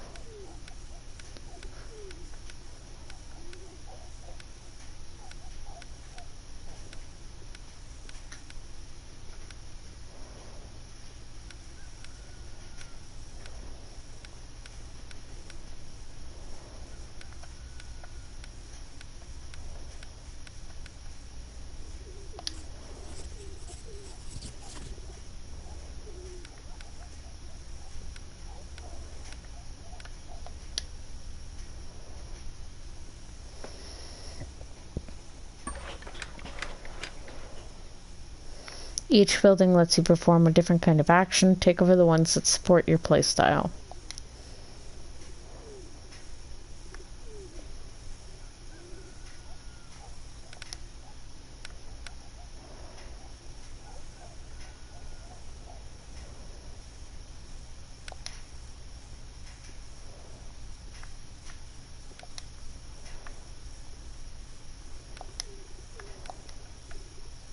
Okay.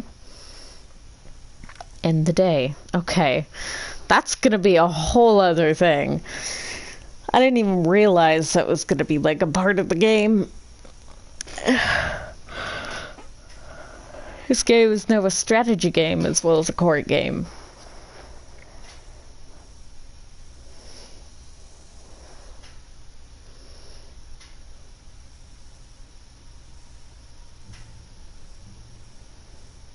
A bloody beginning. A violent prologue announced by a flowing red curtain. The wrath of strangers made me sick to my stomach. Feet stirred dark puddles. The air tasted like iron. Their heads, someone cried. Anger hidden in the shadows. Thousands of cries from a single throat. Here was a beast with hundreds of claws and teeth.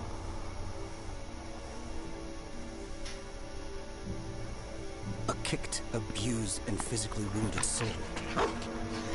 Their heads, what a cold and urgent order. The beast's eyes showed a long-disguised bitterness, yesterday's envy.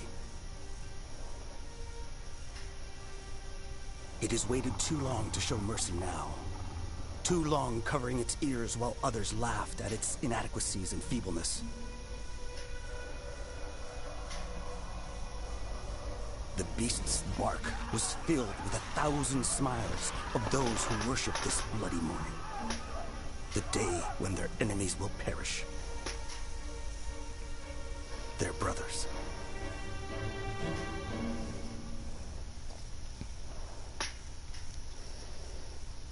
Yup. It just be like that. It's a very dark cutscene for what's just gonna cut to like an empty courtroom. Yeah, exactly.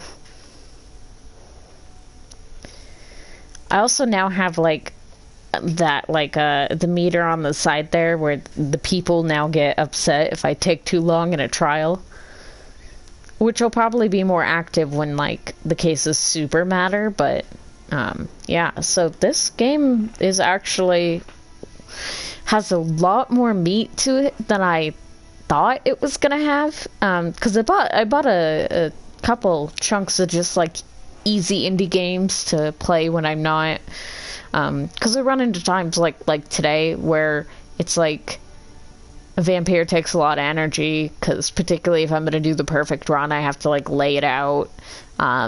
Outlast I didn't really feel like being afraid of, and I don't really, a lot of my other games are like competitive games and I wasn't feeling competitive, so I had to buy a couple just games to just play, and this one's actually, it's a good one. It requires a little bit of brain power, but it's a good one.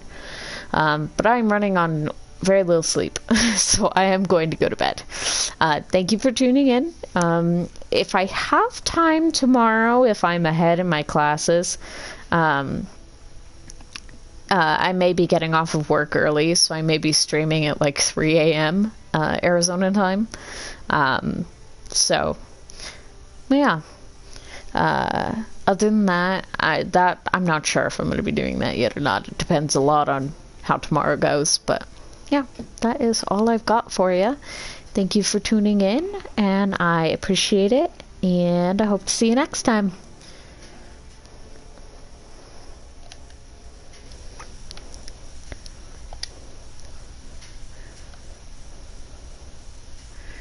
Bye-bye.